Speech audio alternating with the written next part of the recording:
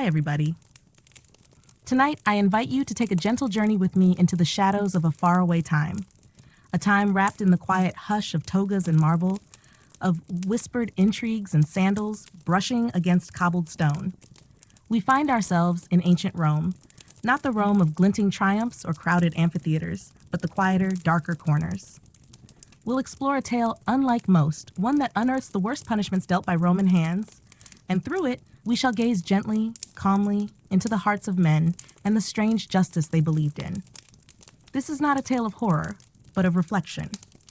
A long and steady river winding through the echoes of history. Let us begin. Long before our day and age, before the hum of streetlights or the ticking of clocks, Rome sat like a lion in the sun, both majestic and unforgiving. It was a city where power spoke in marble, where statues outlasted names, and where the law carried not only weight, but a certain poetry of pain. Punishment to the Romans was not merely retribution. It was spectacle, warning, and sometimes even art.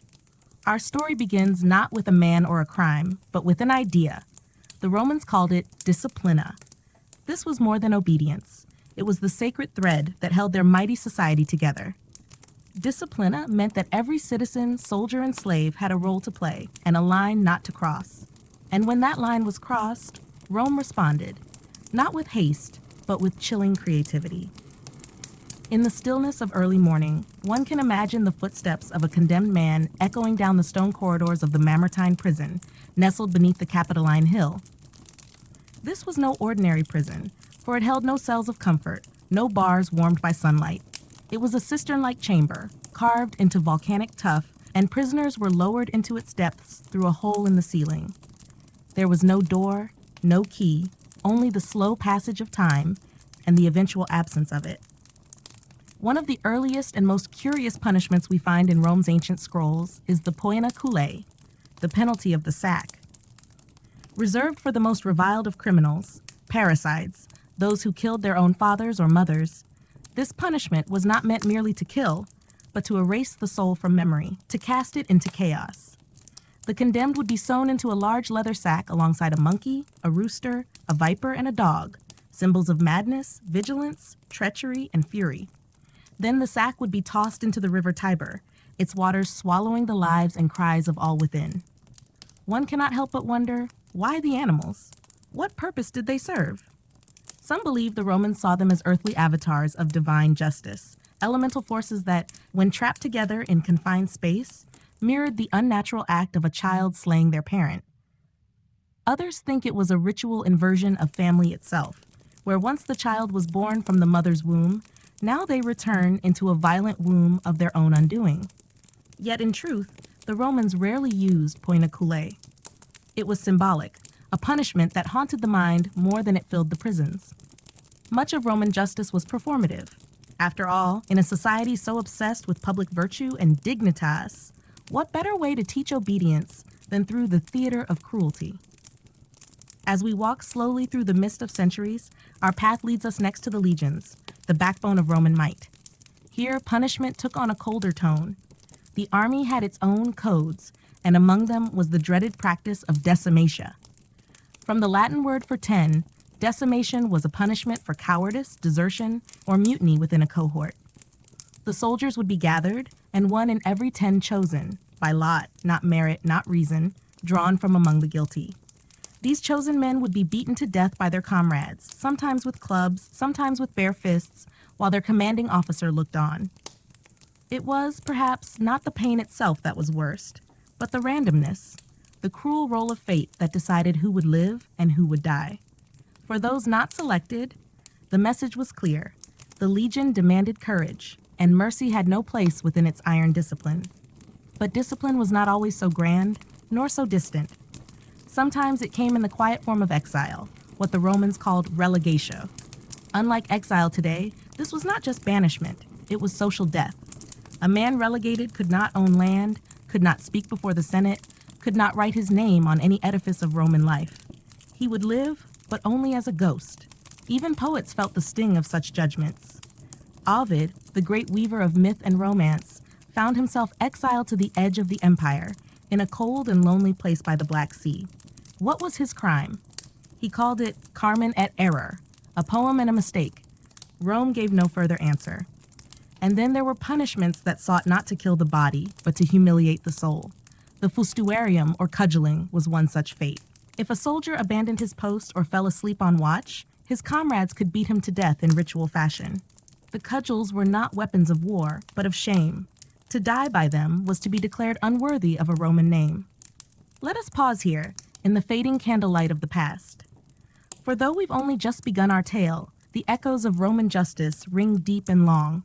Each punishment was a mirror of their values, twisted and terrible in our eyes, yet sacred in theirs. There was method in their cruelty, and an elegance in their fear. In our next part, we shall delve deeper, into the courts, the forums, and the alleys where whispered accusations became sentences. We will meet the magistrates and the mobs, and uncover how justice was shaped not only by law, but by rumor, ambition, and spectacle. But for now, rest easy, dear listener.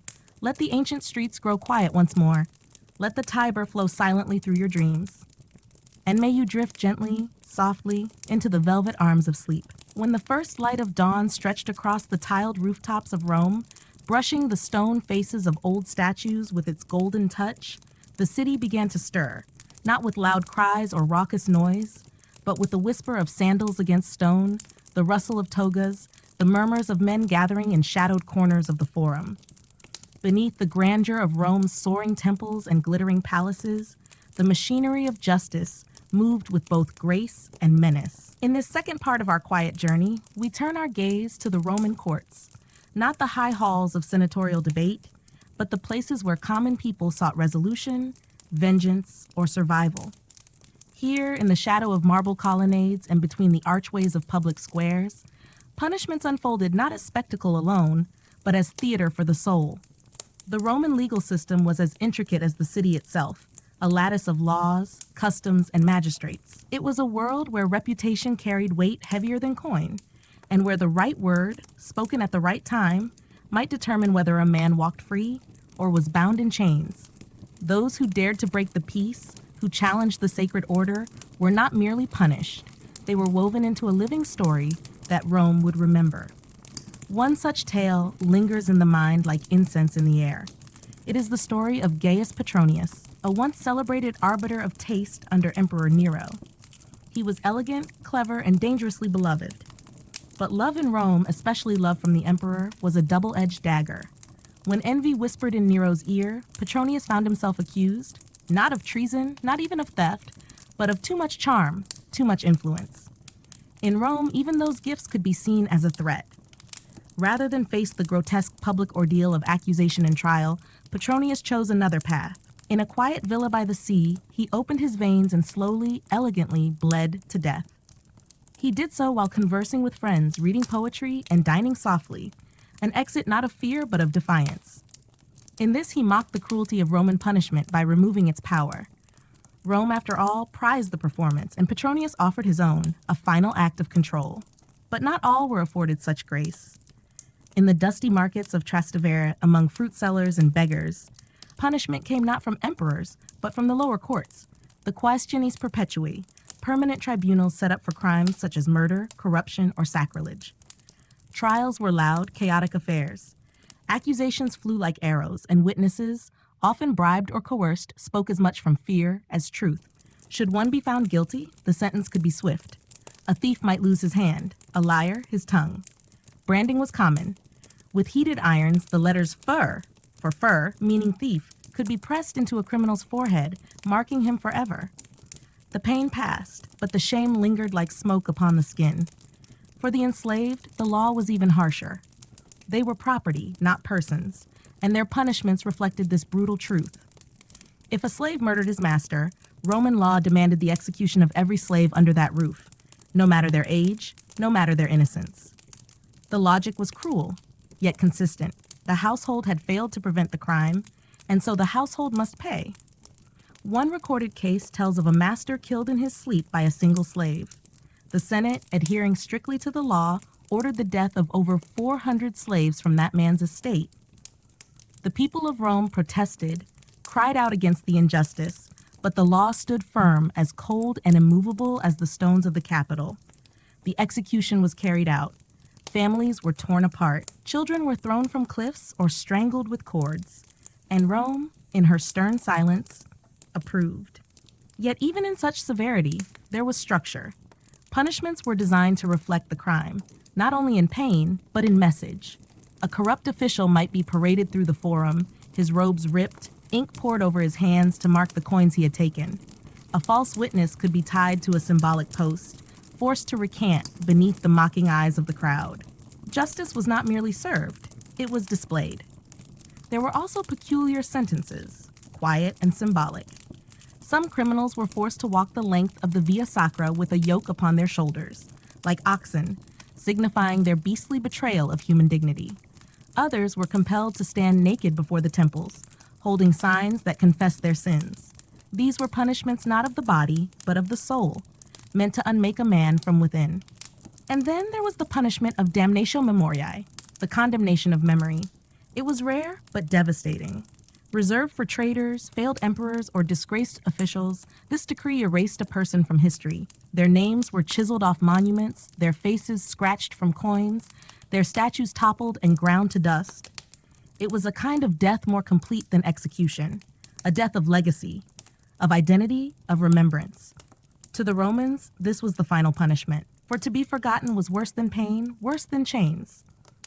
A man lived on through his name, through the marble and bronze that bore his likeness. To lose that was to drift in eternal silence, nameless and unknown. And so we come to understand something deeper, that Roman punishment was not merely cruelty, but philosophy. It asked, in every blow and every verdict, what a man truly was. Was he his flesh, his honor, his lineage? Rome tested all of these, and through punishment declared its answer. As we close this second part of our tale, the sun slips behind the ancient skyline. The courts grow still, the whispers fade. Somewhere a magistrate folds away his scroll, and a prisoner dreams of rivers. The city sleeps once more, though its justice never rests. In the next part, we shall drift further into the heart of Roman cruelty, into the prisons and arenas, the chains and collars that once bound thousands.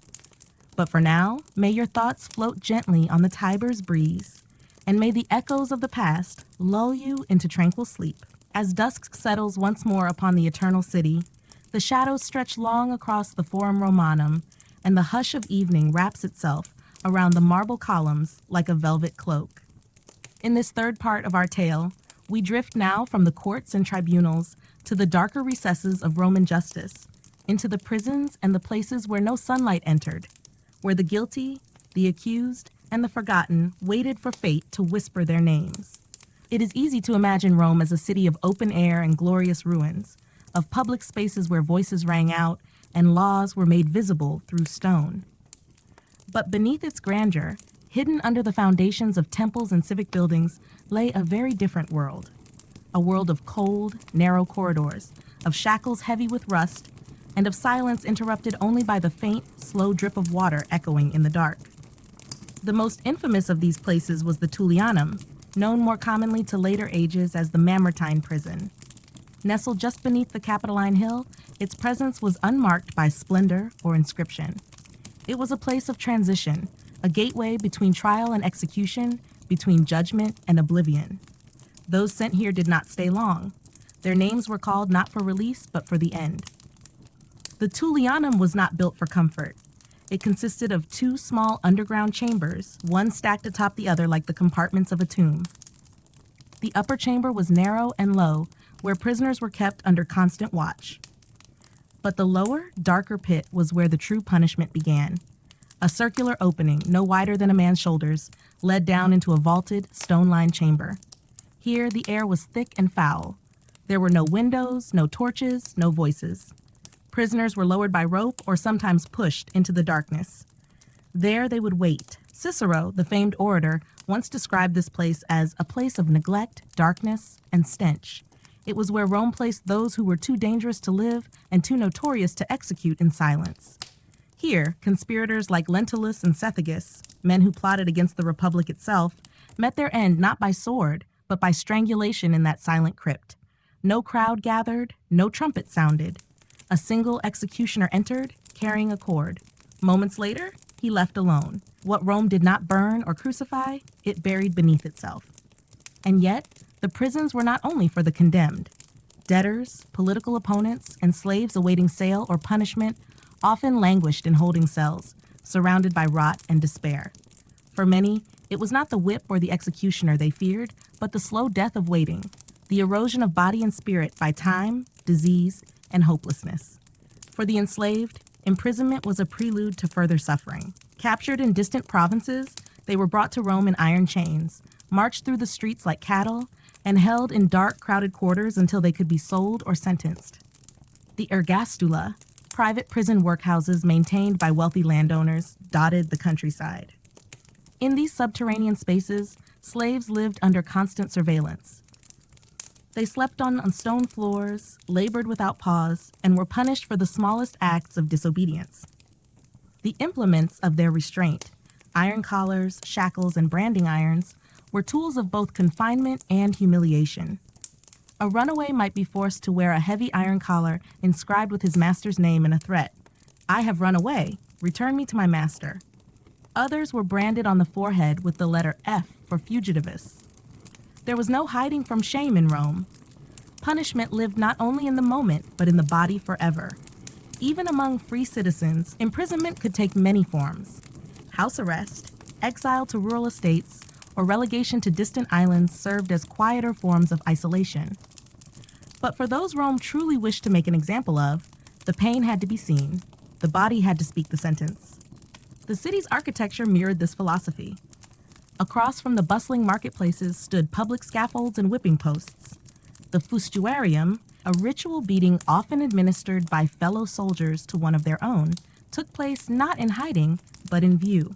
Similarly, the virgarum ictus, or lashing with rods, was a punishment used against lower-class citizens and often performed in the forum, under the eyes of magistrates and crowds alike. At the center of these acts stood the lictors, officials who carried the fasces, bundles of rods tied together, often with an axe head protruding. These symbols of Roman authority were more than ceremonial. They were the tools of enforcement. When a magistrate declared punishment, it was the lictors who stepped forward. They would bind the guilty's arms, bare his back, and deliver the sentence in full. Sometimes, the lictors worked quietly. At other times, they moved in synchrony, their rods rising and falling in rhythm, each stroke echoing like a drumbeat of discipline. Public punishment was not just retribution, it was ritual. Citizens watched not to gloat, but to remember what virtue was, what the law required, and what the cost of failure might be. In this way, even the lash became a teacher, even the prison a silent sermon. But in the quieter corners of the city, far from the gaze of the curious, another form of punishment persisted, one less visible but no less cruel: isolation. The Romans knew well that to be cut off from society was, for many, a fate worse than flogging. Political exile stripped a man of his voice, his land, and his place among his peers. In a society so obsessed with public life, to be forced into silence was to wither in spirit. Even the mighty Seneca, Stoic philosopher and advisor to Nero, felt the sting of such banishment. Twice sent away from Rome, once to the island of Corsica, where he spent years in melancholy solitude. Thus, the prisons of Rome were not always walls and cells. Sometimes they were places of the mind, boundaries drawn not in stone, but in status. And so, dear listener, we now leave the cells behind, letting their iron doors creak shut in the distance. The footsteps of lictors fade down the corridor, and the torches flicker out one by one. Rome sleeps again, her judgments delivered, her secrets buried beneath layers of dust and stone. In our next part, we shall step into the grandest arena of all, the Colosseum, where punishment became performance, and death was measured not in silence, but in applause.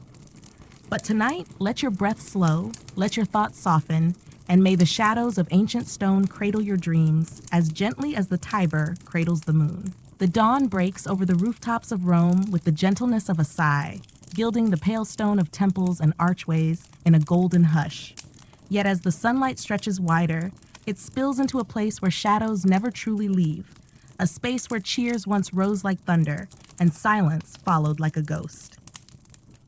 In this fourth part of our tale, we cross the threshold into the Colosseum, the Flavian amphitheater, where Roman punishment shed its cloak of secrecy and stepped boldly into the arena of spectacle.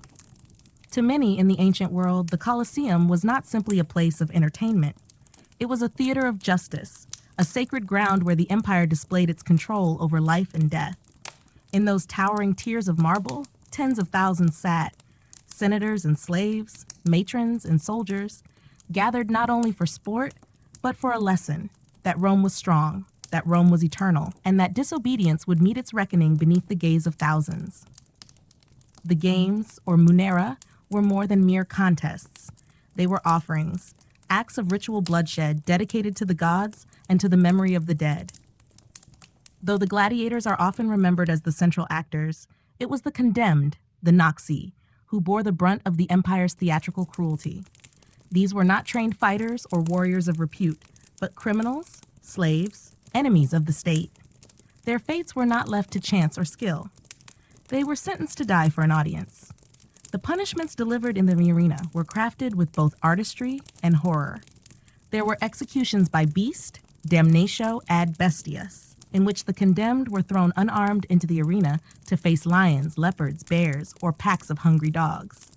These beasts, often starved beforehand, were loosed to the delight of the crowd. Sometimes the criminals were tied to stakes, sometimes made to run. The spectacle was not just in the death itself, but in the choreography of terror. There were elaborate reenactments, too, fatal charades, as they came to be known. In these cruel dramatizations, the condemned were forced to play the part of a character in a mythological story, only for the narrative to end in real death.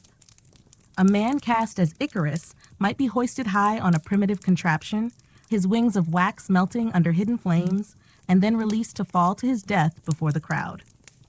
Others played roles in tales of Prometheus, Orpheus, or Hercules, each retelling ending in blood and silence. Such executions served many purposes. They punished the guilty, pleased the masses, and reinforced the power of the state. But more than anything, they created memory. Vivid, unforgettable images burned into the eyes of the people. The Romans believed that fear could shape loyalty, and what better tool than fear dressed in theater? At times, entire groups were punished at once. Christians, in the early years of their persecution, were sometimes sent into the arena in numbers, singing hymns as they were led in. To the Roman eye, their calm acceptance of death seemed strange, even un-Roman. But their punishment, like all others, was designed to isolate and degrade, to show that the state held the ultimate authority. Yet not all deaths came with dignity. Some were mocked as clowns, dressed in absurd costumes. Their deaths played for laughter as well as horror. Others were made to fight one another, not trained gladiators, but fellow condemned men, given crude weapons and no armor, their struggle a grotesque parody of the contests that followed. The crowd watched with fascination, murmuring approval or disdain, their verdicts louder than any court. The Colosseum itself was a marvel of engineering. Its underground chambers, the hypogem, held cages for animals, elevators for props, even mechanisms for flooding the arena to simulate naval battles. But beneath the wood and sand, beneath the cheers and cries, was a deeper truth. This was a place of judgment, not mercy. Here, the Roman philosophy of punishment reached its fullest bloom, punishment not hidden away, but glorified, painted in sunlight and applause. It is tempting, in our modern minds, to imagine these acts as barbarism, but to the Romans they were an extension of justice, wrapped in spectacle. The arena was an altar to order. Just as statues reminded citizens of virtue, just as laws etched in bronze declared the boundaries of behavior, the Colosseum showed what happened when those boundaries were shattered. And while the noblest sat beneath silk awnings, sipping wine cooled with snow from the Apennines, the condemned stood barefoot in the dust beneath the unblinking eye of the gods and the empire. There was no appeal, no last-minute reprieve, only the silence before the gates opened and the final light that fell across the sand. But not all who entered the arena perished. Some, through chance or skill or the whim of the crowd, survived. A thumb turned upward, a moment of mercy from the emperor, a roar of approval might spare a life, for a time. Yet even this mercy was a message. Your life belongs not to yourself, but to Rome. You live because she allows it, and when she no longer does, you will die where all can see. As twilight falls once more, the great stone circle stands silent. Its arches now broken, once framed the final moments of thousands. The sand has long since blown away, and the cries of the crowd have faded into the murmur of centuries. But the memory remains, a quiet echo in the heart of Rome, where justice and spectacle were one. In the next part of our story, we will leave the arena and turn toward the domestic, the private, exploring how punishment touched even the hearth, how Roman households wielded authority with their own quiet severity. But for now, breathe deeply, let your limbs grow heavy, and may the shadows of the Colosseum lull you gently into the stillness of sleep. In the hush that follows the roar of the arena, we drift now into quieter spaces, into stone villas shaded by olive trees, into courtyards where fountains whispered and laurel leaves stirred in the breeze. In this fifth part of our tale, we step into the Roman home, not as guests, but as silent observers of a different form of punishment, one exercised not by magistrates or emperors, but by the head of the household himself. Here, in the realm of hearth and family, justice wore a different face, less public, yet no less powerful. The Roman home, or domus, was not merely a place of comfort. It was an institution unto itself, governed by its own rules and anchored by its own authority, the paterfamilias, the male head of the household. Under Roman law, his power was absolute, and it bore a name as weighty as any title in the Senate, patria potestas. This was not merely the right to command, it was the right to punish, to exile, to sell, and even to kill. Within the walls of the domus, this authority extended over wife, children, slaves, and even adult sons. It was a legacy of the early republic, when Rome was still a collection of farms and outposts, and the household stood as the most vital unit of governance. In those early days, the paterfamilias was judge, jury, and executioner. Though over time the state would grow stronger and the law more complex, this ancient power remained etched into the very bones of Roman life. Children born into the household were not considered full persons until the father acknowledged them. Upon birth, the infant was placed at the feet of the paterfamilias, who would either lift the child into his arms, signifying acceptance, or turn away, condemning the child to abandonment. Those not accepted were often left at crossroads or near temples, exposed to the elements or taken by strangers. It was a quiet punishment, one administered not for wrongdoing, but for the mere misfortune of birth. As children grew, discipline was strict and methodical. Roman fathers believed in the virtue of firmness, in shaping character through hardship. Misbehavior might be met with beatings or the lash, and disobedience was often considered a moral failing rather than youthful folly. Education, too, was a tool of discipline. Sons were taught not merely letters and numbers, but how to obey, how to endure, how to carry themselves with Roman dignity. Daughters, though afforded fewer rights, were subject to similar rigor, expected to be modest, industrious, and utterly obedient to father, then husband. Wives, though central to the household, held a precarious position. While Roman matrons could wield great influence within the family, their legal rights were limited. A woman married cum manu, with hand, passed from her father's power into her husband's. He could chastise her, restrict her movement, even dissolve the marriage without need for consent. Though such absolute control was rarely exercised to its full extent in later periods, its shadow remained. A wife accused of adultery, for instance, could be punished by exile, divorce, or worse. Augustus himself, in his campaign for moral reform, had his own daughter Julia banished for her scandalous behavior, a punishment both public and intimate, inflicted by a father in the name of the state. Among slaves, domestic punishment was a daily reality. The Roman home might appear serene to the outsider, but within its walls, discipline could be harsh and immediate. Slaves were tools of labor, status, and convenience, but they were also human, capable of error. A dropped amphora, a poorly prepared meal, a whispered word overheard by the wrong ear. Any of these might earn a beating, confinement, or branding. The household villicus, or overseer, often carried out such discipline, but the master's hand could just as easily strike. Collars of iron were fastened around the necks of disobedient slaves, inscribed with messages, "Hold me, lest I flee," or "I belong to Lucius, return me if caught." Others were forced to wear heavy shackles while working, their legs encumbered as a warning to others.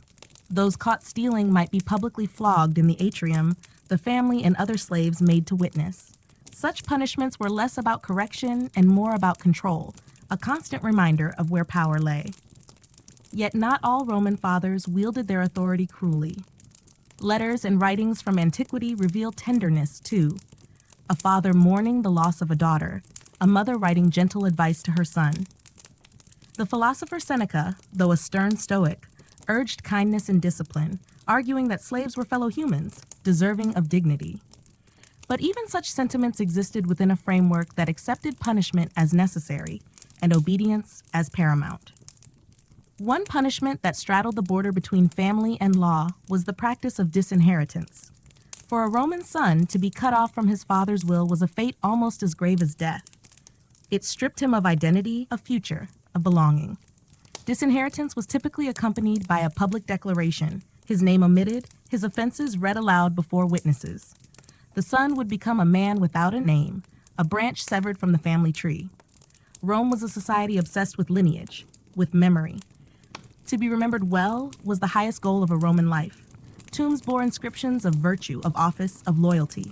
To be excluded from that memory by exile, disinheritance, or silence was to be punished not only in life, but in eternity.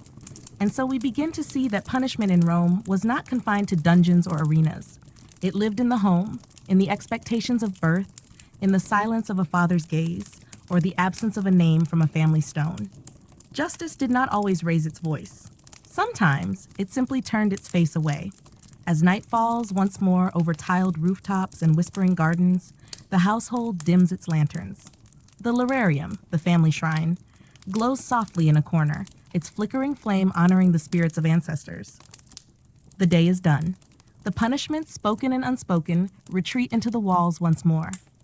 In the next part of our story, we shall explore the punishments reserved for Rome's greatest figures, generals, consuls, and even emperors, and how, in the grand theater of power, justice often wore the mask of betrayal. But for now, rest your head, let the quiet rhythm of ancient footsteps lull you, and may peace find you in the stillness of sleep. Night settles like a hush over the Palatine Hill, where the silhouettes of ancient palaces stretch like solemn sentinels into the deepening blue. The torches flicker along porticos where emperors once strode in purple and gold, their sandals brushing the marble that bore the weight of Rome's highest ambitions. In this sixth part of our story, we lift the veil upon the mighty, the consuls, generals, and emperors of Rome, and discover that punishment in their world came not only with shame, but often cloaked in politics, betrayal, and the slow unraveling of legacy. To be powerful in Rome was to live on a knife's edge. The Senate, the people, the gods, and even one's own household watched every movement, every word. Prestige brought glory, yes, but also peril. One misstep, one whisper in the wrong corridor, and even the most lauded man could fall from grace. The punishment of Rome's elite was rarely administered with chains or rods. Instead, it came with exiles, forced suicides, confiscation of estates, or worse, the damnatio memoriae, the erasure of a man's name from history. Rome understood that for men of great station, there were worse fates than death. Consider the case of Marcus Aemilius Scaurus, a once revered consul and orator. In his twilight years, Scaurus was accused of corruption, a charge so common in Roman politics it almost ceased to sting. But the tide turned against him, and the court sentenced him to exile. Rather than live in disgrace, Scaurus took poison. It was a quiet end for a man who had once spoken before thousands. Yet not all deaths were so discreet. When a powerful man fell, the collapse could be spectacular. Lucius Sergius Catilina, better known as Catiline, comes to mind. His infamous conspiracy to overthrow the Republic sent a shiver through the Senate. Though exposed by Cicero, he refused to face trial. Instead, he raised an army and met his end on a frosted battlefield, his body pierced by countless wounds. Rome had no need to punish him formally. His failure was its own verdict. But when Rome transitioned from republic to empire, the theater of punishment shifted. Now the emperor stood above all, and the stakes grew higher still. The imperial palace became both throne and trap. Under the emperors, the charge of maestas, or treason, became a blade honed to silence dissent. Vague and expansive, the accusation could mean almost anything: disloyalty in speech, a poorly timed joke, even a failure to praise the emperor with sufficient enthusiasm. Trials were formalities, sentences often preordained. Take the example of Gnaeus Calpurnius Piso, governor of Syria. He was accused of poisoning Germanicus, the beloved heir of Tiberius. Though evidence was uncertain, public fury demanded satisfaction. Piso was tried before the Senate, but before the verdict was read, he took his own life. It was not unusual. Suicide for Rome's elite was often the final expression of dignity, a last grasp of control in a system that gave them none. Suicide as punishment was not always voluntary. Under emperors like Nero or Domitian, a man might receive a silent command, a servant delivering a note, a subtle glance at court, and he would understand what was expected. By taking his own life, he spared his family confiscation of property. His name might yet be spared from infamy. To refuse was to risk everything: the destruction of his household, the revocation of burial rights, the blackening of his legacy. Seneca the Younger, philosopher and tutor to Nero, met such a fate. Accused of conspiracy, he was granted permission to take his own life. With stoic calm, he opened his veins, surrounded by his wife and students. As the blood drained, he spoke softly of virtue and constancy. His death became in time a symbol of philosophical endurance. Yet in that moment, it was nothing more than state-sanctioned execution by a more elegant name. And then there were those emperors themselves who met punishment, betrayed not by law, but by the blades of their own guards, their courtiers, even their kin.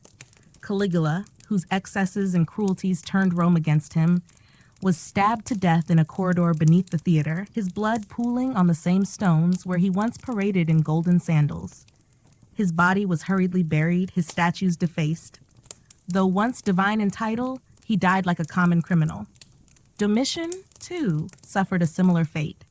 Feared for his paranoia and purges, he was slain in his own palace by a conspiracy of freedmen and senators. In the days that followed, his memory was condemned, his name struck from inscriptions, his image removed from coinage. Though he had ruled with iron and grandeur, in the end, Rome reduced him to silence. The damnatio memoriae was perhaps the most haunting punishment of all. To live in Rome's memory was to live forever.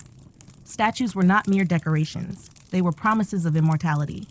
Inscriptions were contracts with time. To be erased, to be made as if one had never been, was the final exile. Even emperors like Geta, murdered by his own brother Caracalla, suffered this fate. His face was scraped from murals, his name removed from every record. And so Rome taught its most powerful a bitter truth. Legacy, like life, could be taken at a whim. But not all punishment came with blood. Some emperors wielded ridicule as a blade. Claudius, known for his stutter and limp, once sentenced a man not to death, but to public humiliation, forcing him to serve as a gladiator in the arena despite his noble birth. The punishment was a spectacle, a public stripping of pride. In this world, dignity was as fragile as breath. The greater the rise, the longer the fall, and Rome, ever watchful, ever exacting, recorded both with equal fervor. Now the lamps of the palace grow dim, and the imperial chambers fall silent. The whispers of power, once bright and dangerous, fade into the corridors of memory. Here, even emperors sleep. In our next part, we shall leave the marble halls and march with the legions once more, into the camps and frontiers where discipline shaped every footstep and punishment followed every faltering step. But tonight, breathe easy. Let the burdens of empire slip from your thoughts, and may your rest be deeper than the Tiber, calmer than the Roman night. Beyond the echo of tribunals and the silent corridors of palaces, beyond the dust of the Forum and the shadow of the Colosseum, there stretched a different Rome, one of open fields, canvas tents, and the thunder of boots upon the earth. In this seventh part of our long and quiet tale, we journey alongside the Roman legions to the outposts of empire, where discipline was not a matter of courtrooms, but of code, and where punishment came not for pride or politics, but for the sake of survival. The Roman army was the backbone of the Republic, the instrument of its ambition, the arm that reached across continents. Its soldiers carried not only spears and shields, but a weight of expectations that shaped every moment of their lives. Within the camps, rules were precise, and discipline was harsh. For in the wild frontiers of Germania or Britannia, it was not senators who kept order, but the rigid rhythm of law enforced by comrades and commanders alike. The legions were built upon structure, cohorts, centuries, contubernia. Each man knew his place. Each man depended on the other. It was a chain forged of duty and obedience, and any break in that chain invited swift and brutal consequence. Among the most feared of punishments was decimation. Its name came from the Latin word for 10, and it was reserved for the gravest of military sins: mutiny, desertion, or cowardice in the face of the enemy. When such offenses were committed by a unit, the commander could order the cohort to be decimated, literally. The soldiers were assembled, and every 10th man, chosen by lot, was sentenced to death. The chosen were not executed by officers or executioners. Instead, they were beaten to death by their fellow soldiers, by the very brothers in arms they had fought beside, trained beside, shared meals and tents beside. The message was chillingly clear. Your loyalty is not to one man, not to yourself, but to Rome and to your brothers. If you fail, they will suffer with you, and because of you. Decimation was rare, for its cost was immense. It shattered morale even as it enforced order. But it remained a tool, always possible, always feared. Even its threat was enough to straighten spines and silence dissent. Lesser punishments were more common, yet no less daunting. A soldier who abandoned his post, who slept while on watch, or who showed cowardice in battle, could be punished with fustuarium, a ritual beating administered by his comrades. He would be struck down with cudgels and stones until the last breath left his body. The shame was complete. His name would be erased from the rolls, his equipment reclaimed. No tomb, no rites, only dust. Other infractions were punished with degradation, stripping the soldier of rank, removing his weapons and armor, expelling him from the unit in disgrace. Some were sentenced to hard labor, chained to millstones, or made to dig ditches far from the camp. Others were branded, marked with a hot iron so that their shame would be carried upon their skin for the rest of their lives. Even theft among soldiers was punished severely, for to steal from a comrade was to break trust in the most dangerous of environments. A man caught stealing might have his hands broken or his rations cut. He might be bound to a post, exposed to the elements, jeered at by his own unit. And if the theft was repeated, death without ceremony. But punishment in the legions was not always physical. There were penalties of food, of isolation, of silence. A soldier might be forced to eat barley instead of wheat, a demotion in sustenance that signaled disgrace. Others were assigned menial tasks, usually reserved for camp slaves, such as cleaning latrines or digging graves.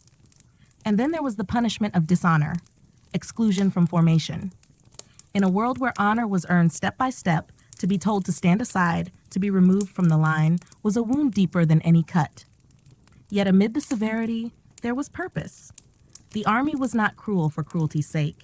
It was exacting because it had to be. It moved like a machine, and each man was a cog in its design. Discipline made victory possible. Discipline preserved lives. It was the unseen wall that protected Rome's distant borders. Some punishments were enacted publicly, performed before the whole camp. The condemned would be brought forth, and the charge read aloud. His comrades stood in silence, some weeping, others stony-faced. The act that followed, whether lashing, execution, or humiliation, was not for the individual alone. It was for the unit. A reminder that strength came from unity, and unity from obedience. One account tells of a centurion named Lucius, a veteran of many campaigns, who struck a superior officer in anger. Though beloved by his men, the punishment was clear: death. But before he died, he addressed his unit, not with bitterness, but with warning. "Let this not shame you," he said. "Let it teach you, Rome is larger than me." He was executed at dawn. His armor passed on to another. His memory, spoken in hushed tones for years to come, lived on not as a hero's, but as a lesson carved in silence. The camp at night was a place of stillness. Fires burned low. Shields rested in neat rows. And above it all, the stars, the same stars that hung over the Senate, over the villas and temples, over the poorest hovel and richest palace. But here, on the frontier, punishment was not theoretical. It was tactile. It lived in the cold of iron, in the rasp of the whip, in the silent understanding that failure meant not just shame, but death. As the legions slumber beneath their woolen cloaks, and the sentries pace with slow steps upon the ramparts, let us leave them for now. In the next part of our tale, we will turn from the military camps to the provinces, where Roman law met local customs, and punishment took forms as varied as the lands themselves. But tonight, rest as the soldiers do, wrapped in dreams beneath the stars of empire. Let the march fade into quiet, and the firelight cradle you into sleep. As dawn stretches its pale fingers across the hills and valleys of distant provinces, we find ourselves far from the heart of Rome, where the roads no longer bear marble curbs and the Latin tongue mingles with strange dialects. In this eighth part of our story, we step beyond the walls of the capital, into the vast and varied lands ruled by the empire, lands where Roman justice met local tradition and punishment became a patchwork of law, adaptation, and often quiet cruelty. The Roman Empire was a tapestry of peoples, from the painted warriors of Britannia to the scholars of Alexandria, from the tribal chiefs of Gaul to the mystics of Judea. Each land bore its own customs, gods, and systems of justice. But as the legions marched and provinces fell beneath the eagle standard, Roman law followed, sometimes imposed, sometimes merged, always reshaped to fit the landscape. In theory, the law was clear. Roman citizens, even those abroad, were to be judged under Roman statutes. The provinciales, non-citizens and local peoples, were subject to the discretion of Roman governors, and it was in this discretion that punishment took on its most fluid and often dangerous form. Governors wielded imperium, a sweeping authority to judge and punish without appeal. Though some ruled with fairness and restraint, others saw themselves as kings, dispensing justice as they pleased. For those far from Rome's eye, the line between lawful punishment and personal vengeance could vanish like mist on the morning air. In Gaul, for example, rebellious tribes who resisted Rome's control were punished not only in battle, but through calculated brutality designed to break the spirit of resistance. Entire villages were razed. Captives were enslaved, tortured, or used as examples, strung from trees or crucified along roads. Children were taken and resettled elsewhere, families scattered, identities unmade. This was not merely war, it was punishment as conquest. Elsewhere, Roman governors often adopted local customs to reinforce their rule. In Egypt, where reverence for the divine was woven into every aspect of life, sacrilege was met with harsh and public reprisal. A man accused of defiling a temple might be publicly beaten, paraded through the streets with chains of papyrus and thorns, or bound and thrown into the Nile. Though the punishment bore local flavor, it was Rome's seal that authorized it. In Judea, the collision between Roman law and Jewish tradition sparked conflict, and with it, unique forms of punishment. The region, ever restless, witnessed uprisings and martyrs, zealots and governors locked in a bitter dance. One governor, Pontius Pilate, became forever bound in history for ordering a crucifixion that would echo through centuries.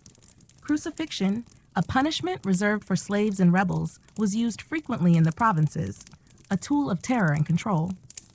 Bodies left upon crosses outside city walls served as warnings, their silence more eloquent than any decree. The crucifix was not a fast death. It was designed to humiliate, to degrade, to draw out pain until breath fled from exhaustion rather than injury. The condemned would hang for hours, even days, their arms dislocated, their bodies ravaged by heat, insects, and thirst. Sometimes, Roman soldiers would break the legs of the dying to hasten the end, a final blow delivered not from mercy, but from impatience. In North Africa, where Berber tribes roamed the deserts, Roman punishment took yet another form. Defiant leaders were captured and paraded through provincial capitals, their punishment turned into civic festivals. Executions were carried out in amphitheaters, just as in Rome, but with more intimate cruelty. Dismemberment, exposure to wild beasts, or being buried alive with the corpses of their slain companions. The message was always the same. Rome does not forget. Rome does not forgive. Yet within these grim realities, moments of clemency and complexity also surfaced. Some governors chose to integrate, not crush, and used punishment sparingly. In Syria, a wise governor might invite tribal leaders to participate in trials, blending Roman procedure with local justice. Sentences could range from fines and floggings to banishment or community service. The goal was stability, not merely punishment. There were also peculiar punishments that reflected both Roman order and local flavor. In certain provinces, minor offenders might be sentenced to serve in public rituals as objects of mockery, forced to wear animal skins, speak nonsense, or carry symbols of their guilt while the crowd jeered. Others were made to spend days in silence, fasting in public squares, while guards watched for even the slightest infraction. Religious punishments sometimes blurred with legal ones. In Anatolia, those who offended temple cults might be punished with ritual shaving, mutilation, or the confiscation of sacred animals. In regions where mystery cults thrived, like the followers of Mithras or Cybele, those accused of blasphemy might face not only legal consequences, but excommunication, a kind of spiritual exile that was punishment of a different kind. Throughout the provinces, Roman citizens retained the right of appeal to Caesar. This, however, was often more ideal than reality. Appeals took time, money, and influence. For most, justice, like punishment, was local, swift, and absolute. One can imagine the weary trader in Lusitania, accused of cheating weights, forced to stand in the marketplace naked, his false measures hung around his neck. Or the rebellious chieftain in Illyricum, bound in chains, led from village to village before being offered to the beasts in a festival of imperial pride. These were punishments tailored not only to the crime, but to the crowd. Rome understood that fear was most effective when it was visible, and so punishment in the provinces was never hidden. It was paraded, sung about, painted, whispered from mother to child. It became part of the land. As the stars appear above the distant hills, and the torches are lit in provincial forums and governors' halls, we leave the edges of empire behind. In our next part, we shall return to the city, where religion and punishment intertwine, and the sacred becomes both shield and sword. But tonight, let the foreign lands grow still in your mind. Let the drums of distant tribes fade, the cries of judgment quiet, and the heavy cloak of sleep settle over your thoughts like the soft dust of forgotten roads. In the quiet hours before the Roman dawn, when temple bells had not yet rung and the sacred fires burned low in their hearts, a solemn hush fell over the 7 hills. Rome was a city of gods as much as of emperors, a place where sacred rites shaped the calendar, and oaths sworn before altars carried as much weight as those made in court. In this 9th part of our story, we turn to a dimension of Roman punishment older than marble and deeper than law, the realm of religion, where the sacred and the punitive were forever entwined. To the Romans, piety, pietas, was not merely private faith. It was a public duty, a binding agreement between the mortal and the divine. Every act of governance, every military campaign, every wedding and harvest began with ritual and sacrifice. The gods were not distant. They were ever present, ever watching, and ever in need of appeasement. And when piety failed, when vows were broken, when temples were defiled, when oaths were dishonored, punishment followed. Sometimes from men. Sometimes it was believed from the gods themselves. One of the most ancient and feared forms of religious punishment was sacer esto, let him be sacred. This phrase did not imply honor, but condemnation. A man so cursed was made untouchable, set apart from human society. He could be hunted and killed by anyone without legal repercussion, for he had offended the gods so gravely that he no longer belonged to the world of men. He became a living sacrifice, condemned to wander and suffer until his blood fell to the earth. Such declarations were rare, but deeply symbolic. They reminded the people that Rome's laws were rooted not only in reason, but in reverence. There were also formal penalties for offenses against the sacred. A man who desecrated a temple might be whipped publicly, his hands bound with laurel leaves as mockery of his crime. If he stole from a sanctuary, his goods were confiscated and dedicated to the gods he had offended, while he himself could be exiled, maimed, or executed, depending on his station. In times of famine, plague, or military defeat, the city would often search not for political failure, but for spiritual impurity. Accusations of sacrilege would swell, and sometimes entire communities might be blamed. In 1806 BCE, a wave of fear swept through the Republic with the uncovering of the Bacchanalia, secret rites devoted to Bacchus, god of wine and ecstasy. The Senate, terrified by rumors of orgiastic rituals and rebellious gatherings, responded not with restraint, but with repression. Thousands were arrested. Hundreds were executed without trial. Shrines were torn down and the cult forced underground. It was not merely a matter of theology. It was punishment cloaked in piety, a reassertion of control through the language of the divine. And still, some cults thrived despite suppression. The Vestal Virgins, priestesses of Vesta, goddess of the hearth, held one of the most sacred roles in Roman society.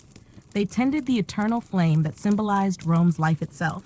Sworn to 30 years of chastity, they lived in dignity and honor, above the usual bonds of family or marriage. But should one of them break her vow, should she be found guilty of impurity, the punishment was severe and shrouded in eerie silence. The offending Vestal was not beaten, nor burned, nor stoned. Instead, she was buried alive. In a chamber beneath the earth, prepared with a small couch, a lamp, and a few days' rations, she was lowered into the darkness while the people watched in solemn quiet. Earth was poured over her, sealing her fate. The justification, chilling in its precision, was that Rome could not execute a consecrated being, so they left her to the gods, to live or die as divine judgment allowed. The punishment was rare. Over the centuries, only a handful of Vestals suffered this fate. But its presence in Roman memory was powerful, a reminder that not even the purest were above reproach. Religion also played a role in public executions. Criminals might be scourged at the altar before being handed over to the lictors. A condemned man might be forced to carry a symbol of his guilt, an effigy, a broken relic, a token from the temple he had violated, as he was led to his death. Such acts were both punishment and purification, restoring balance between the mortal and the divine.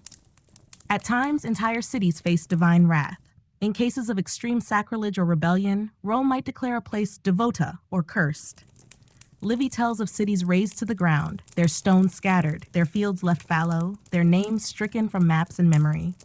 The inhabitants were killed or sold, not merely as a warning to others, but as an offering to the gods. These were punishments that unmade more than men. They unmade memory itself. And yet the gods could also be merciful. A man who confessed, who made sacrifice, who stood in public with arms outstretched and head bowed, might find forgiveness. Public penance, fasting, pilgrimage, the giving of offerings, could commute a sentence or reduce its severity. Rome did not demand perfection, but reverence. And even in punishment, there was always room for atonement. In the countryside, away from the temples of the city, local shrines offered their own forms of justice. Curses were inscribed on lid tablets, defictiones, and left at sacred springs or buried in tombs. These invoked the gods to punish a thief, a rival, an unfaithful lover. Though not official law, they were deeply respected.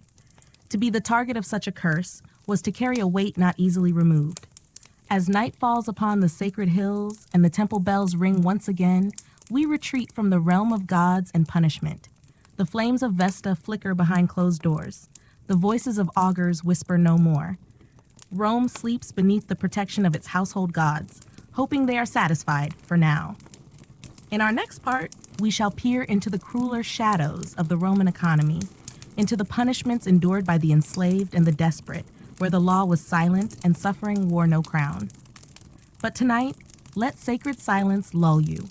Let the hush of incense, the rustle of linen robes, and the murmur of forgotten prayers guide you into gentle sleep. Of course, here is part 10 of the story.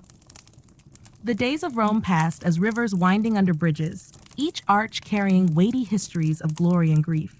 And through those flowings of time there came a tale, a particular case, in the dim reign of Tiberius, so cruel, so cold in calculation, that even the toughest hearts at the Forum shuddered beneath their togas. We now drift toward the punishment known as vivicamburium, the act of burning a person alive, though this was no mere spectacle of fire and screams. The Romans, ever ingenious and methodical, turned such an execution into a ritual of silencing both crime and witness. And in this chapter, we follow the story of Vibia Calvena, a young Vestal Virgin accused of breaking her sacred vows. By law and tradition, the Vestals were to remain chaste for 30 years, serving the eternal flame of Vesta, goddess of the hearth. Their sanctity was believed to be bound to the survival of Rome itself. And so any hint of transgression, a glance, a secret meeting, a whisper in the moonlight, was not merely scandal, but an omen. In the twilight of the 1st century, as whispers rose within the Palatine Hill, Vibia Calvena found herself in the crosshairs of such a fate. She had been a devoted servant, chosen at the tender age of 9, her flaxen hair bound in white bands, her voice soft in the recitations of ancient prayers. For over a decade, she fulfilled her duties faithfully. Yet one evening, it was said, she had been seen walking through the colonnades of the Forum not alone, but with a figure cloaked in a soldier's mantle. Some said it was a Praetorian guard. Others believed it was a senator's son. None could name him precisely, and that was the danger. for to lack certainty in Rome was not to lack consequences. The Pontifex Maximus, as head of the Vestals, bore the burden of judgment, and though no one truly saw what they claimed to have seen, and though Vibia insisted her innocence with the calm courage of youth, the Senate pressed for an example. At this time, the empire trembled under omens and unrest. A failed harvest, a comet, mutters in the provinces. Superstition hung in the air like incense. So they sentenced Vibia not to a simple death, but to a death that bore the weight of solemn ceremony. By law, a Vestal Virgin could not be executed publicly, nor could her blood be spilled. The punishment, then, was burial alive. A cruel loophole, technically bloodless, yet horrifically final. A small underground chamber was prepared along the Via Appia. It was lined with a bed, a lamp, a little bread and water, as though she might live, though all knew it was a tomb. On the day of the sentence, Rome fell silent. There was no cheering, no spectacle, just a procession, slow and veiled, as the young woman was led in white robes through the streets. Her head was bare, her gaze held steady. People watched from shaded windows and shop fronts, unsure whether to mourn or to fear. Children clutched their mothers' skirts. Old men muttered of the gods. She descended into the earth with calm dignity. The priest sealed the chamber. Earth was shoveled above. Silence fell. That was all. No flame, no screams, just the finality of stone upon stone and the memory of a girl whose only crime was never proven. But Rome's cruelty had many forms, and though the vivicamburium was more commonly reserved for those found guilty of arson, of burning sacred temples or granaries, there were times when it became a political tool. A senator's slave once was accused of such a deed in the heat of a familial feud. His master, in a bid to prove his loyalty to the city, offered his own man for punishment. They bound the slave to a post, surrounded him with green wood, wood that smokes more than it burns, suffocating long before the flames bite. His eyes, wild and wet with terror, met the crowd, but the people were instructed to remain still, to bear witness as citizens. He was offered a chance, confess, and the fire would be stoked hotter to hasten the end. He stayed silent, whether out of pride or paralysis, no one knew. As the fire licked and curled around the wet logs, a priest read aloud from ancient laws. The words were not meant for the accused, but for the people, to remind them of the price of defying sacred law. The man did not scream. Perhaps he fainted, or perhaps the smoke had already stolen his breath. By nightfall, nothing remained but blackened wood and ash. Stories like these did not circulate widely in Rome's public arenas. They were spoken of in hushed tones, shared in kitchens over bread, or among washerwomen at the Tiber's edge. The cruelty of the state was not a thing to celebrate. It was a shadow, ever present, and everyone hoped never to feel it touch them. Yet what made these punishments all the more chilling was their veil of legality, of ceremony. Rome was not a city of savagery without reason. Every execution had its paperwork, its ritual. The cruelty was dignified, framed in marble and parchment, spoken in Latin verse. And so, vivicamburium persisted, not merely as death by flame, but as a symbol, a warning carved in smoke. It was a punishment not only of the body, but of the soul, silencing dissent, sin, or suspicion in one final searing breath. As the city turned onward through decades, then centuries, and emperors rose and fell like shadows across sundials, the memory of such punishments lingered. For those who lived through them, or merely heard the muffled stories whispered under eaves, it became a fear that never truly left, a part of the stone, a part of Rome. In the deep folds of Roman memory, woven like a shadow into the fabric of its most ancient laws, there lingered one of the most peculiar and unsettling punishments ever devised by the human mind. A punishment so symbolic, so steeped in ritual, that its mere mention could hush a room into silence. It was known as poena culae, the penalty of the sack, and it was reserved for the most unnatural of crimes, parricide, the killing of one's own father or mother. To the Roman heart, steeped in the reverence of family and the unshakable bonds of pietas, such an act was not merely criminal, it was cosmic disorder. The Roman people saw the household as a microcosm of the state. The paterfamilias, the father, held divine authority. He was not only the provider and protector, but the spiritual anchor of his family. To strike him down was to tear at the very structure of Roman virtue, to challenge the gods themselves. Thus, the punishment for such a crime was designed not only to extinguish the guilty, but to do so in a way that removed them from the world, from land and sky, from air and flame, and most certainly from the memory of the living. Let us now descend into one such tale, one that circulated in whispers along the Tiber, told by washerwomen and wine cellars, murmured in darkened kitchens and flickering courtyards. It was the story of Publius Lartius, a young man born to wealth in the green and golden hills of Etruria, in a villa shaded by cypress trees and fragrant with fig and myrtle. His father, Decimus Lartius, was a stern and methodical man, a landowner whose hands had long since traded plow for scroll, but whose authority lingered like the iron scent of coin and command. Publius was an unusual child. While others rode or hunted, he read the verses of Sappho and mused over the plays of Euripides. He carved birds from olive wood and spoke more to animals than to men. There was nothing cruel in him, only a quiet strangeness that unsettled the old Roman soul. His father tried to shape him, to harden him with discipline and Roman ideals, but found only silence in return. And so a distance grew between them, deep and dark, like a cistern whose bottom one cannot see. One morning, as the sun climbed over the olive groves and spilled light across the stone floors of the Lartius villa, Decimus was found lying among the trees, throat opened cleanly, with his ring finger missing and no sign of a struggle. There was no theft, no note, no sign of brigands, but there was suspicion, as there always is when a household is shaken, and all eyes turned quietly to the one who stood to inherit. Publius did not flee. He did not cry out. When summoned to the forum in Volaterrae, he came without protest, his tunic neatly fastened, his expression unreadable. Witnesses were few. The villa's slaves said they saw nothing. The family steward claimed to have heard an argument 2 nights before, though the words were muffled and fleeting. There was no dagger found, no confession offered. But in Rome, some crimes were so grave that the law leaned not on proof, but on preservation of order, of dignity, of fear. And so the court turned to poena cui, that ancient and singularly cruel sentence. It was a punishment wrapped in layers of ritual. The condemned was not to die alone, nor quickly. Instead, he would be sewn alive into a sack along with 4 animals, a monkey, a rooster, a serpent, and a dog. Each beast was a living symbol: chaos, deceit, betrayal, madness. Together they formed a grotesque parody of nature, a living tomb of shrieks and flailing limbs.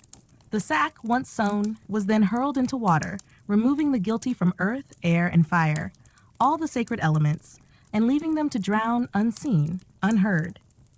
The people of the city gathered on the day of the execution, though none spoke loudly. This was not a spectacle of gladiators or a festival parade. It was something darker, almost sacred in its horror. The executioners moved with practiced precision. The sack lay open, coarse and stiff, smelling of pitch. The animals were brought forth in crates and baskets. The monkey shrieked and thrashed. The dog barked furiously, sensing doom. The snake writhed silently, tongue flicking. The rooster fluttered in confusion, its claws scratching the dirt. Publius was led out in silence. His face bore no expression of fear, only a stillness that some mistook for madness. He was stripped to his undertunic, hands bound, and led to the sack. As the animals were placed inside, the chaos grew, a churning of limbs and snarls and feathers. Then Publius was forced in, his body twisted into that living nightmare. The mouth of the sack was sewn shut with black cord. The sounds within were muffled but frantic, snapping jaws, wings beating against flesh, a hissing breath. 4 men lifted the sack onto a wooden cart, which rolled slowly down to the riverbank. A priest followed, chanting low verses to cleanse the air of evil.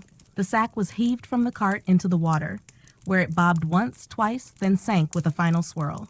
No cries escaped, no name was shouted, just the soft splash and the sigh of the wind through reeds. Afterward, the people returned to their homes. No monument was raised, no stone marked the spot. For a parricide, there was no legacy, only erasure. And yet the tale survived, passed through generations, told at twilight to warn children of the fate that follows when one strikes at the roots of family. There were those, years later, who claimed the ghost of Publius could be seen wandering the banks near Volaterrae, pale and wet, clutching a sack woven of shadow and sorrow. But most dismissed it as superstition. What remained true, however, was the fear that lingered. Poena cui was not simply punishment. It was a ritual of removal, a performance of banishment, not only from Rome, but from the world itself. And in that chilling, waterlogged silence, Rome's deeper message was clear. Some crimes were not merely to be punished, but forgotten. And the only justice was oblivion. The avenues of Rome held many shadows, and within those shadows lived punishments that were less formal, less bound in ritual, yet no less chilling. One such practice, haunting the hearts of both slave and citizen, was damnatio ad bestias, the condemnation to the beasts. It was, perhaps, among the most gruesome expressions of Roman justice, where human bodies became entertainment, and death was served before a crowd, not in silence, but in roaring spectacle. Unlike the poetic cruelty of poena cullae, this punishment was meant not to erase, but to expose. It was meant to be seen, to be heard, to be remembered. And so the Colosseum, or earlier the Forum's makeshift arenas, would fill with those eager to witness the tearing apart of flesh. These were not just criminals, but slaves, Christians, foreigners, or those whom the empire sought to humiliate. And once condemned, there was no return, for the beasts did not recognize innocence, only the scent of blood. Our tale brings us now to the reign of Emperor Marcus Aurelius, a time of both philosophical reflection and unyielding war. While he wrote Meditations by lamplight, the Eastern Front demanded steel and sacrifice. In such times, morale at home was maintained not with bread alone, but with spectacle. And in the year of our story, the games were long, and the beasts many. In the shadowed streets of Subura lived a man named Marius, once a soldier, now a runaway slave. He had served with distinction in the Danubian campaigns, but a wound had left him limping, and his master, a merchant of dyes and silks, had seen no use for a crippled servant.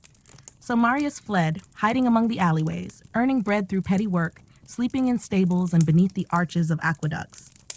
It was in one such stable that he was found, accused not only of theft, but of assaulting a Roman citizen, his former master. In the courts, his story meant little. His past glories did not shine in the eyes of the magistrate. He was deemed rebellious, dangerous, and unrepentant. And so he was sentenced not to crucifixion, nor the mines, but to face the beasts. A punishment not for justice, but for the amusement of Rome. On the morning of his execution, the sky was washed in pale mist. Marius stood in the holding cells beneath the Colosseum, surrounded by others condemned, some trembling, some weeping, others sitting in dazed silence. The roar of the crowd above rumbled like thunder through stone walls. From time to time, a lion would growl from a nearby cage, or a leopard would hiss, agitated by the scent of sweat and fear. When his name was called, Marius did not flinch. He stood, straightening his shoulders despite the limp in his gait.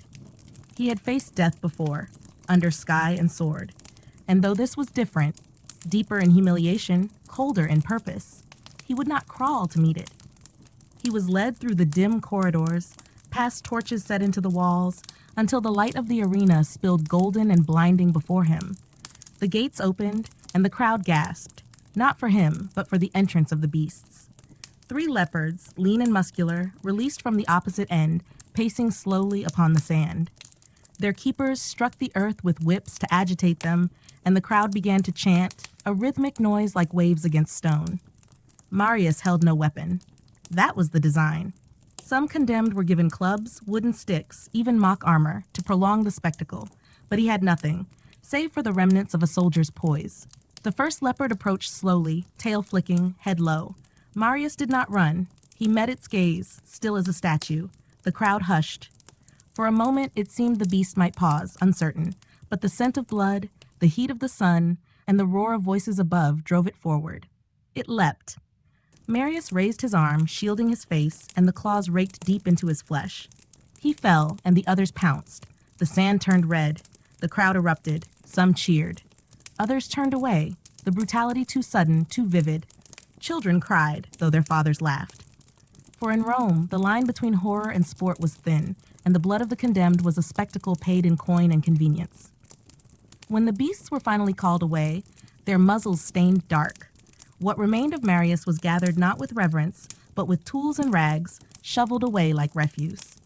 No name would be etched, no prayers offered, but the memory of the fight, the moment of defiance in the face of doom, would pass from tongue to tongue, whispered in the shade of taverns, spoken in awe by those who saw courage even where there was no hope. In truth, damnatio ad bestias was less about punishment and more about performance. It fed the hunger of the mob, reminded citizens of their place, and warned the restless of the cost of rebellion.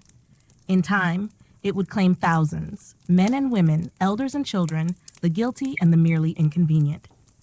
And yet within that horror, there were always those like Marius, who stood before the beasts not as cowards or criminals, but as remnants of human dignity, souls unbent in the final moment. Their stories, though swallowed by time, lingered in stone and silence, waiting to be remembered. Among the many methods Rome devised to break the will in the body, few were so enduringly grim and so tragically common as crucifixion. It was not a punishment designed for quick justice, but for prolonged agony, a public spectacle not only of death, but of humiliation, exhaustion, and despair. It was a sentence for the lowest, slaves, rebels, and foreigners, never for citizens. And in that perhaps lay its true cruelty, drawing a clear line between those who belonged to Rome and those who merely lived within her shadow. Let us turn now to a crucifixion that lived on in hushed retellings long after the body was gone. It occurred not in the heart of the capital, but in the scorched provinces of Judea, where the sun burned the earth pale and the wind carried the scent of cedar, sweat, and unrest. In those tense years of rebellion and unrest, Rome ruled Judea with an iron grip. Garrison soldiers patrolled dusty roads, and governors were sent not to lead, but to subdue. Among these soldiers was a centurion named Lucius Verus. Hardened by campaigns in Gaul and the Rhine, he was assigned to the province with orders clear and uncompromising: maintain order, crush resistance, and send a message with every hammer's blow. In the small village of Beth Zur, trouble had been brewing. A group of young men, discontented with taxes and insulted by the Roman presence, had begun to meet in secret, drawing plans on parchment and in the sand. They were not zealots in name, but they shared their fury. Among them was a man called Malak, son of a carpenter, quiet but possessed of a fire behind his eyes. He spoke not of slaughter, but of defiance.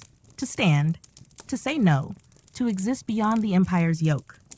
When a Roman supply caravan was found ambushed near the hills of Hebron, suspicion fell swiftly. No proof was offered, no trial held.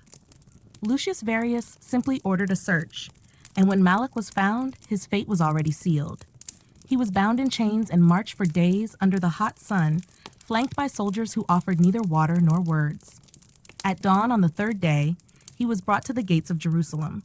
There, before a gathering of townsfolk and travelers, Lucius read aloud the charge: rebellion against Rome. There was no question, no chance of appeal. Crucifixion awaited. The procession began at sunrise. Malak, stripped to a linen loincloth, was forced to carry the crossbeam across his shoulders, a weight made heavier by the jeers of the crowd and the stones of the road. Blood mingled with dust on his back where the whip had opened long red gashes. His breath came ragged. His steps faltered. But he did not cry out. He did not plead. On a hill just outside the city, 3 vertical posts had been driven into the ground. 2 other condemned men, thieves or rebels, it mattered little, had been prepared as well. Each was nailed not with swift mercy, but with deliberate pain. Iron spikes driven through wrist and ankle. The hammer's rhythm echoed like drums of doom across the stony plain. Malak was laid upon the crossbeam, arms stretched unnaturally wide. When the nail pierced his wrist, he gasped, his first and only sound. His legs were bent and fastened with another spike at the ankle's junction. Then the cross was lifted, its weight causing joints to strain and muscles to spasm, and dropped into the socket in the earth with a thud that shook the dust. And there he hung. Crucifixion was not designed for blood loss or impalement. It was designed for suffocation. As the body slumped forward, the lungs compressed. To breathe, the condemned had to push upward on torn feet, shifting their weight against the nails. Every breath became an act of agony. Every hour, a test of will. By midday, flies swarmed the wounds. Sweat ran into eyes that could no longer blink. The sun burned the skin until it blistered. Below, the crowd thinned. Curiosity gave way to heat and routine. Only a few remained: mothers, beggars, children too young to look away.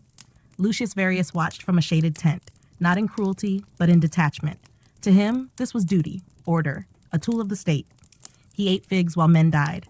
Malak's eyes never closed. He looked out across the hills, across the valleys, to the olive groves where he once carved wood with his father. He whispered words, perhaps prayers, perhaps memories. No one heard them. No one recorded them. But they were his, and they were spoken to the wind. As evening fell, the others moaned or wept, but Malak remained silent. It was not strength, perhaps, but the final quiet of a soul nearing its end. When his legs could no longer lift him, when his breath no longer came, his head fell forward, and death took him gently, almost kindly, like sleep after pain. The soldiers broke the legs of the other two, to hasten death. But Malak was already gone. They left the bodies for the birds. That was custom.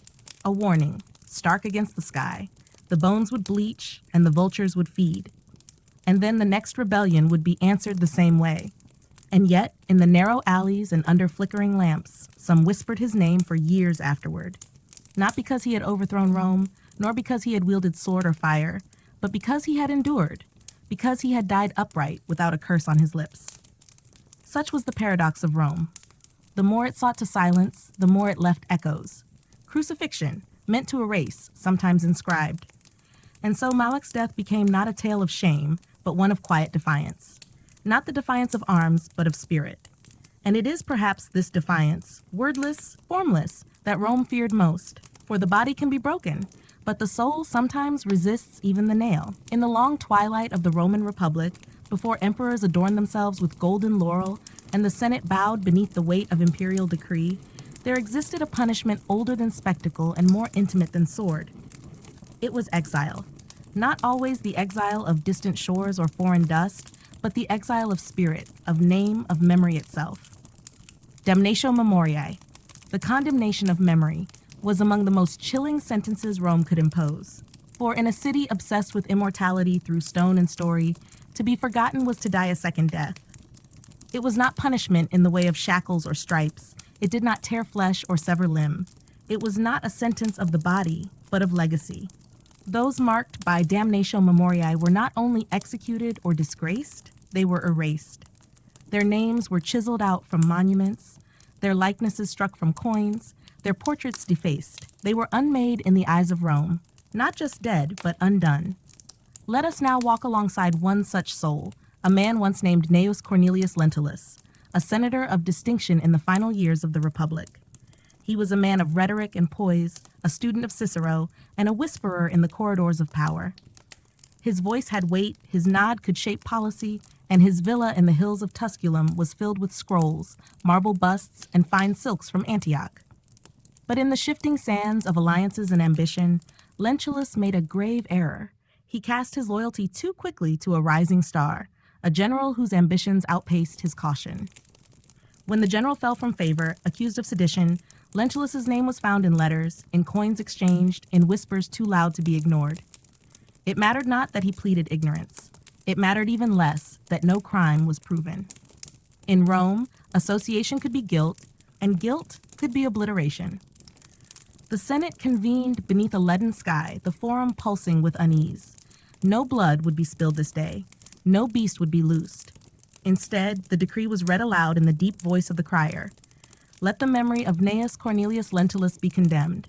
Let his name be stricken from the rolls. Let his likeness be removed. Let his deeds be unspoken. Let no man mourn him. Let no child bear his name. And so it began. Stonecutters were dispatched that very night. In the Temple of Concord, where Lentulus's name was inscribed among benefactors, they chiseled at the marble until dust clouded the air. His portrait bust in the Porticus Octavi was shattered, nose first, then brow, then jaw, until the head no longer resembled man or senator.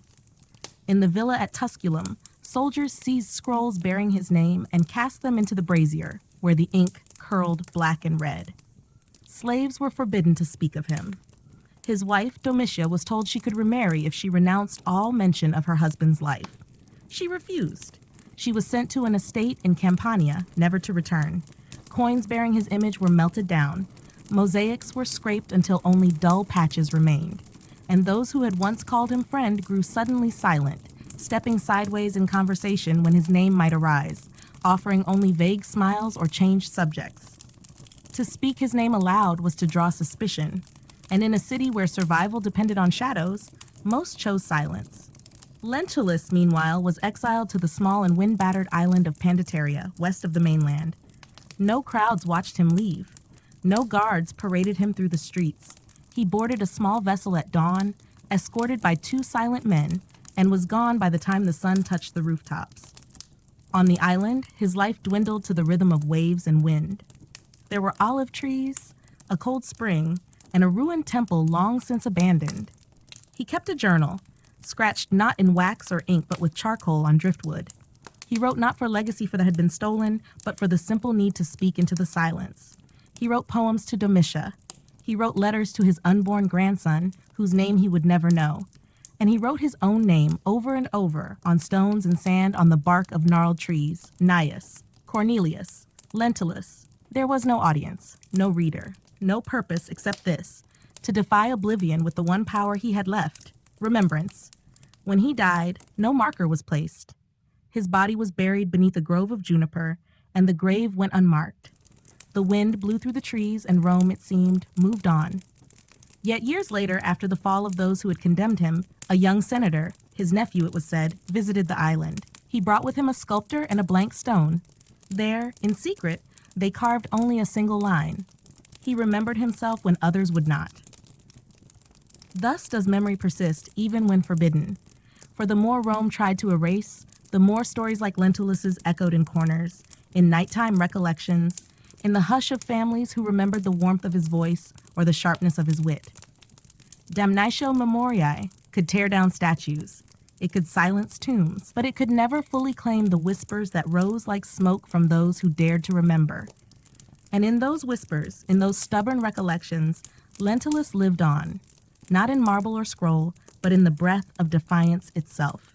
Beneath the vaulted ceilings of Roman prisons, those damp, echoing tombs of the living, there existed a punishment rarely spoken of in grandeur or ritual, yet deeply feared by all who tread the wrong side of imperial favor. It was the punishment of starvation, or more precisely, enforced neglect, a slow extinguishing, not by blade or flame, but by silence, isolation, and time. The Romans, ever masters of symbolic terror, sometimes chose not to kill swiftly, but to simply cease to acknowledge one's existence. It was death by forgetting, a punishment reserved for traitors, spies, and those whose words were more dangerous than their weapons. And in one such chamber, beneath the Mamertine prison, the most infamous dungeon of the capital, was once held a man named Aelius Plautus, a name not grand enough to echo in marble courts, yet heavy with its own quiet tragedy. He was a clerk of the Senate, a scribe whose task it was to record the minutes of debate, to archive the speeches, and to preserve the words of Rome's most powerful men. A simple life, but one immersed in knowledge. And that, perhaps, was the beginning of his end. For Aelius had a gift not only of memory, but of curiosity. He copied scrolls faster than most could read them, and in the quiet hours, he lingered over what he transcribed. He understood nuance. He noted contradictions. He pieced together patterns of deception and betrayal that were never meant to be linked. He saw, in the folds of language and omission, the slow birth of tyranny. And foolishly, bravely, he began to speak. Not loudly, not publicly, only in whispers, in wine houses and under colonnades. He questioned why votes disappeared from records, why speeches were shortened, why names once recorded in honor vanished from scrolls altogether. He posed these questions not as rebellion, but as inquiry. Yet in Rome, questions could be crimes. One evening, as dusk pooled across the forum, 2 men in imperial colors approached him as he exited the tabularium, Rome's great archive. They said nothing. He did not resist. He was taken not before a court, but directly to the Mamertine, a prison so old it predated even the Republic, built into the rock beneath the Capitoline Hill. It had no windows, no guards inside, just a single iron door and a hatch above from which ropes or buckets might be lowered.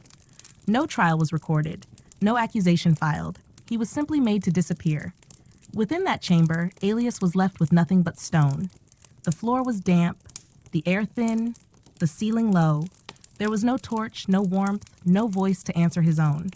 For the first few days, bread and water were lowered, just enough to ensure his survival, to prolong the silence. Then, gradually, the offering stopped.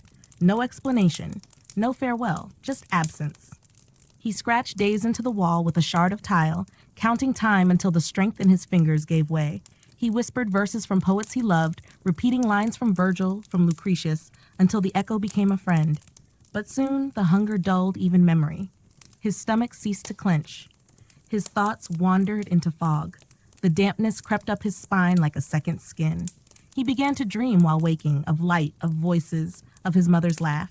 The dreams were kinder than the dark. Outside, life continued. The Senate debated, merchants bargained, lovers strolled beneath olive trees, and none remembered the scribe whose only crime had been to listen too well. In time, his body failed. He was found weeks later, slumped in the corner, a smear of dust and cloth. The guards said nothing. They removed him quietly, with the same silence in which he had been placed. There was no burial, no mourning, not even the crude mercy of a gravestone. But stories like water find their way through cracks. A janitor at the tabularium, a man who once shared figs with Aelius in the morning light, began to tell of him, not to crowds, but to his son. Then that son told another, and in time Aelius Plautus became a figure of whispers, a ghost in the archives, the scribe who knew, the man left in the stone. It was said, though no one could prove it, that in some old scrolls, Aelius had hidden fragments of forbidden speeches, that beneath certain tiles in the archives, his handwriting lingered, preserving truths too dangerous for daylight. No one ever found them, or if they did, they too were swallowed by silence. Starvation, for the Romans, was a punishment not of spectacle, but of message. It spoke to the power of the state to not merely kill, but to ignore, to make one cease to matter. Yet in the story of Aelius, there remains an irony the empire never intended. Though they let his body fade without breath or cry, they could not fully extinguish his name. For in the quiet moments of night, when scribes and keepers speak of justice and fear, his tale returns like a draft beneath the door. A reminder that even in silence, some voices continue to echo. And even in darkness, a memory may outlive the men who sought to erase it. In the labyrinthine laws of Rome, where punishment was both performance and proclamation, there existed yet another form of torment, one tailored not for the body's agony alone, but for its degradation.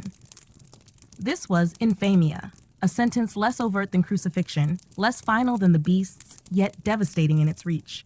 It was a punishment of identity, a stripping away of honor, of legal standing, of the right to be named a Roman at all. And once branded with infamia, a man might live, but he would live as shadow. Let us journey now to the story of Gaius Petronius Niger, once a tribune, once a name whispered with admiration in the chambers of the Palatine elite. He had style, wit, a sharp tongue, beloved by poets and feared by rivals. His toga was always crisp, his villa near the Aventine filled with marble imported from Numidia, and gardens perfumed by night-blooming jasmine. He hosted salons where philosophy mingled with song, and his table was famed for figs steeped in honeyed wine. But Rome is not kind to those who shine too brightly without the emperor's shadow behind them. In the time of Nero, when suspicion spread like wildfire through silk-draped halls and laughter could be mistaken for treason, Petronius made a fatal misstep. He was too clever, too beloved, too independent.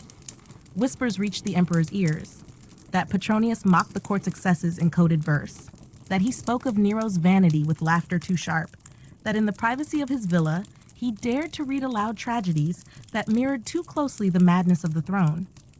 No dagger was needed, no plot uncovered. His words alone were enough to bring ruin. The Senate, desperate to appease the storm gathering around the throne, declared him infamous. He was not executed, at least not at once. That would have granted him martyrdom. No, he was dishonored, publicly and systematically. His name was read out before the people, attached not to titles or honors, but to shame. His estate was seized, his letters collected and burned. The statues in his image were pulled from their pedestals and smashed upon the paving stones of the Forum. And most bitterly of all, he was stripped of auctoritas, the moral weight that defined a Roman's voice in public life. No longer could he speak in court, nor bear witness in law.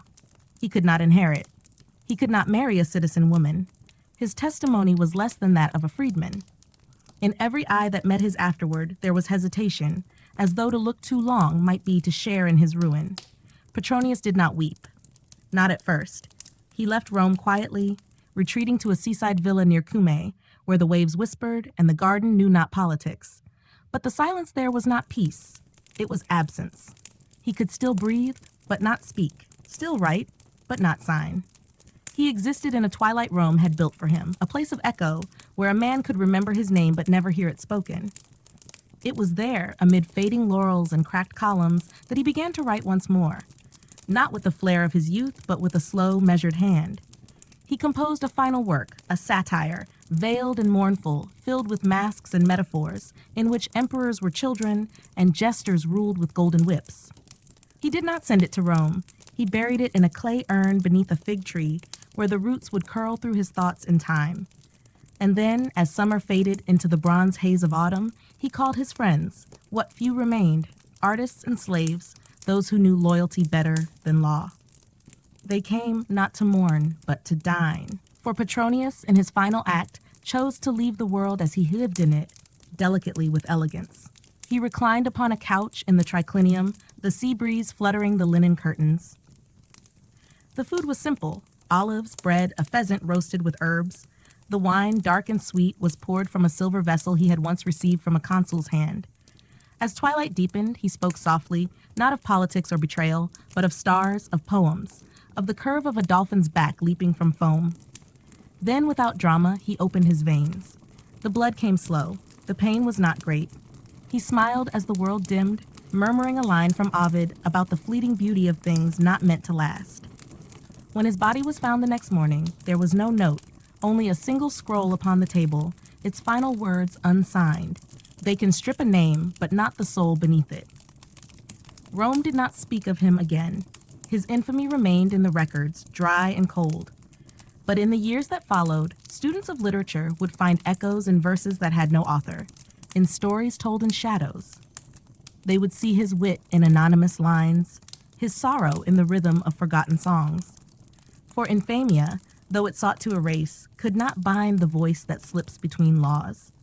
Petronius may have been unmade by decree, but he endured in silence, in the whispered admiration of those who knew that sometimes to fall with grace is the truest form of defiance. In the somber hierarchy of Roman punishments, where death came in forms both theatrical and obscure, there existed one final cruelty, a sentence reserved for soldiers, for traitors, and for those who dared to falter in ranks where unity was law.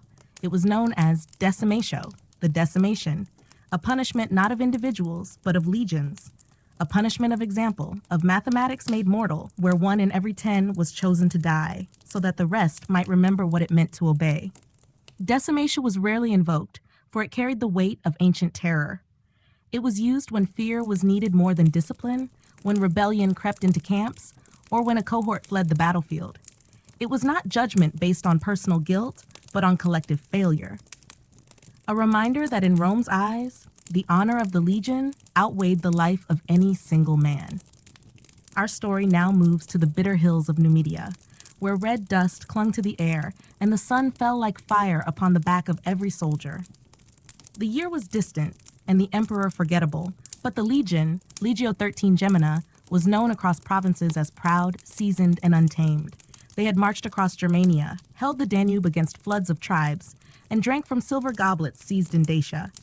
But time breeds arrogance, and distance from Rome can loosen the bonds of fear. One campaign dragged into another. The men grew tired, supplies ran low, and when the Numidian resistance melted into the rocks, refusing battle, the legionaries grew restless. They muttered in tents, they cursed their tribunes, some deserted their posts, others whispered of marching back to the coast and seizing ships by force. When word reached the legate, Tiberius Cassius Pulcher, a man born of iron and ruled by silence, he did not respond with threats. He merely sent a rider to Rome. Weeks passed. Then one morning, as the mist burned off the ridge and vultures circled lazily overhead, a decree was read aloud beneath the standard of the eagle. The legion was to be decimated. Silence fell across the camp like a veil of ash. Every man knew what it meant. They would be divided into groups of 10. From each, a lot would be drawn.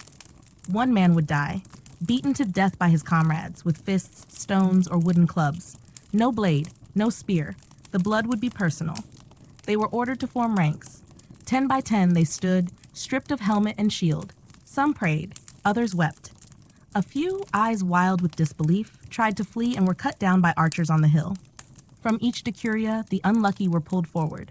a young man named Marcellus, who had not yet grown his full beard, an older veteran, Septimus, whose leg bore scars from 3 campaigns, a Gaul who spoke Latin poorly and whom none truly knew. The condemned did not plead. It would not matter. The law had already spoken. Then the clubs were passed. At first, the men hesitated. How does one kill a comrade? A friend? A man who shared your bread? Who guarded your flank? But the centurions shouted. The standard remained aloft, and the fear of being branded coward, of suffering the same fate, was stronger than pity.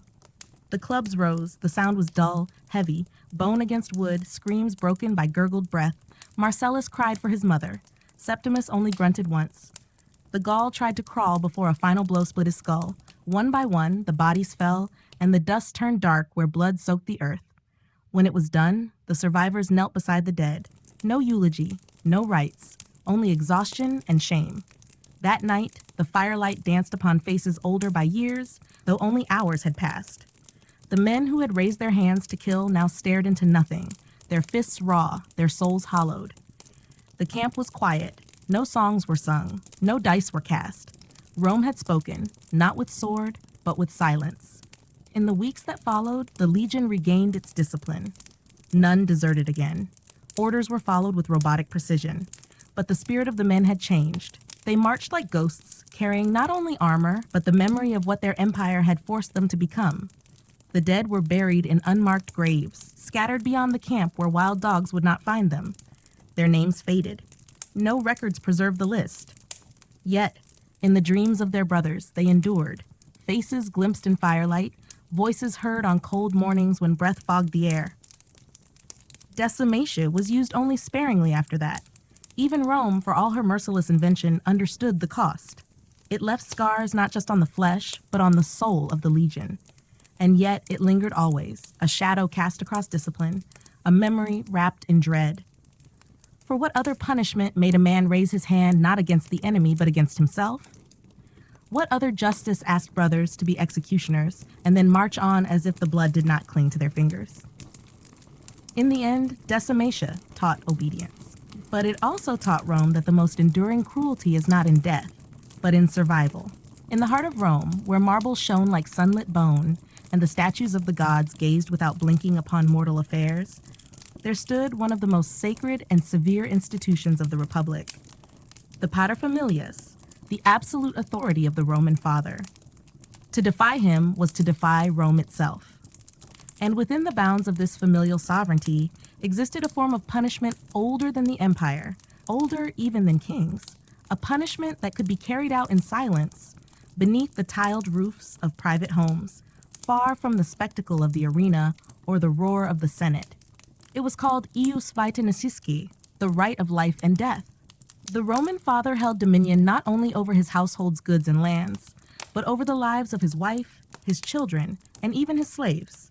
If he deemed a son unworthy, a daughter dishonored, or a servant insolent beyond repair, he could, by custom and ancient law, sentence them to death without public trial or protest. And while this power was rarely exercised in full during the later Republic and Empire, its existence loomed like a sword above every hearth, a quiet, persistent reminder that love and fear were never far apart. Our tale takes us now into the shaded peristyle of a Roman domus on the Caelian hill, where the wealthy gens Marcia had lived for generations, their lineage traced back to the days when wolves still howled beyond the city's pomerium. The current paterfamilias, Lucius Marcius Celsus, was a man of grave bearing, his beard iron gray, his voice measured and deep. He was respected by his peers, feared by his slaves, and regarded with cautious reverence by his children. Lucius had 3 sons. The eldest, Tiberius, was every inch a Roman heir, disciplined, eloquent, and ruthless in business. The youngest, Severus, still a boy, idolized his father from behind columns, studying his gestures, his silences. But it was the middle son, Marcus, who troubled the household. Marcus had the mind of a philosopher and the soul of a poet. He walked the gardens barefoot, spoke more to servants than senators, and filled his wax tablets with verses instead of sums. He admired the Stoics, quoted the Greeks, and once spoke gently to a Jewish prisoner in the Forum, an act Lucius considered dangerously naive. One evening, during the Saturnalia feast, Marcus was heard reciting a poem, softly under the colonnade, in the flickering light of oil lamps. It was beautiful, but sharp. Each stanza a subtle critique of Roman pride, of the cruelty hidden beneath marble and garland. A guest, a cousin of the family with ambitions in the Senate, heard the words and took offense. He repeated them to Lucius, adding that Marcus had spoken of Rome as a lion chained in gold, fanged with law but blind to mercy. Lucius said nothing that night. The feast continued. The wine flowed. But in the morning, Marcus was summoned. The father sat alone in the atrium, the lararium shrine burning gently behind him. He asked Marcus if the words were his. The son, ever honest, said yes. He said them with pride, believing they revealed truth, not treason. Lucius nodded once. That evening, Marcus was led to the family tomb in the garden. No lictors, no soldiers, just two slaves, veiled and silent, and his father beside them. There, in the hush of twilight, beneath the ancient olive tree planted by an ancestor long turned to dust, Lucius pronounced the sentence. Not with anger, not with rage, but with the cold, unyielding authority of a Roman father preserving his house. For disloyalty, not in sword, but in spirit, for dishonoring the blood that bore you, I release you from life. The slaves moved with practiced sorrow. A blade was drawn. Marcus did not struggle. He looked once into his father's eyes, seeking something. Perhaps grief, perhaps love. If it was there, it did not show. The blade fell cleanly. The earth drank. The next morning, the household continued as though nothing had occurred. The servants were told that Marcus had been sent to the provinces to study under a Stoic tutor.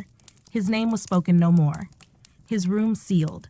His likeness removed from the household imagines the ancestral masks. His brothers grew silent when the breeze stirred the garden tree. Yet in time, a few lines of Marcus's verses began to circulate. Quietly, anonymous. Recited by those who believed that even Rome, mighty and terrible, could sometimes mistake courage for disobedience. His words, once spoken under lamplight, were now carried on the lips of students, scrawled in charcoal on the walls near the baths. We build our walls from fear, call them virtue, and die behind them still. Ius vitae necisque was not formally abolished for centuries, but stories like Marcus's softened its grip, made it a relic of a harder age. Still, its spirit remained. For in Rome, the line between justice and tyranny was always drawn within the home, where no applause could be heard and no record was kept. And thus the tale lingers, in the whisper of leaves above a forgotten tomb, and in the soft defiance of poetry, which even death could not silence. Beneath the veil of Roman civility, of marble forums and glinting cuirasses, of oaths spoken before gods and laws etched in bronze, there existed darker practices hidden from the gaze of the public, yet sanctioned by the pulse of imperial fear. Among them was a punishment reserved not for open rebellion or common crime, but for betrayal of the most intimate kind. It was a fate whispered of in corridors and scribbled in the margins of legal treatises. Parricidium mentis, the spiritual murder of loyalty, punished not by blade but by madness. It was not an official sentence, not codified with the precision of crucifixion or exile. Rather, it was a secret strategy of emperors and prefects, used when a public execution might incite sympathy, and silence was more useful than spectacle. The condemned were not killed, but broken. Quietly, intentionally. Their minds undone, piece by piece, until even they no longer remembered what they had done, or who they had been. One such soul was Livia Domitilla, a noble woman born into the fringes of Julio Claudian blood, educated in Alexandria, and once rumored to have composed philosophical tracts that dared to question the ethics of imperial power. Her salons in the Esquiline Quarter were famous not only for their perfumed air and polished discourse, but for the sharpness of her mind. She quoted Plato in flawless Greek. She corrected senators with a smile. Her beauty was the whisper of every garden gathering, but it was her intellect that drew envy. In the year of her fall, Rome was brittle beneath Nero's crown. Conspiracies bloomed like mold beneath marble, and informants thrived in shadow. Livia's gatherings had, it seemed, attracted too much light. A young tribune, spurned at one such gathering, made an accusation that Livia had mocked the emperor's poem, one he had sent by courier to her hand. The charge was petty, but in a time when laughter could be sedition, it was enough. Livia was summoned, not to court, but to a villa outside the city, one belonging to the Praetorian Guard, its gardens wild and windows shuttered. She was received with courtesy, given wine, spoken to gently. There was no trial, no accusation read aloud, only an offer: renounce your gatherings, withdraw from public life, and live under house confinement. When she refused, still confident in the shield of her lineage, another path was chosen. She was not beaten, not imprisoned in chains. Instead, she was transferred to a remote estate in Latium, surrounded by tall walls and a staff instructed never to contradict, never to inform. The isolation began slowly. Letters stopped arriving. The names of visitors were never spoken. Her books were removed, replaced with empty scrolls. Her mirrors taken away. The servants were replaced with silent women, faces blank, eyes always downcast. No one spoke unless she asked, and when she did, their replies grew vague, disconnected, meaningless. It was not brutality, it was erosion. The days blurred, the light changed in unnatural patterns. Meals were served at irregular hours. Sometimes a night passed with no food at all. Sometimes she awoke to voices in the courtyard, chanting softly, never loud enough to understand, never consistent enough to name. Her own clothing was changed as she slept. Her writing quills dulled, her ink vanished. On one morning, the ceiling was painted entirely black. By the third month, she began to forget the order of days. Then names, then faces. When she spoke of philosophy, the servants stared blankly. When she demanded parchment to write, they brought her lead shavings. When she tried to flee, the gates were open, but the road beyond was unfamiliar, as if the world itself had shifted. Her decline was not sudden. It was the quiet unspooling of thought, like a scroll whose script had faded in water. She began speaking to shadows, quoting fragments of dialogue that no one answered. She wrote letters to gods that were buried in the garden. She addressed birds as senators and the wind as Cicero. Years passed. Rome forgot her.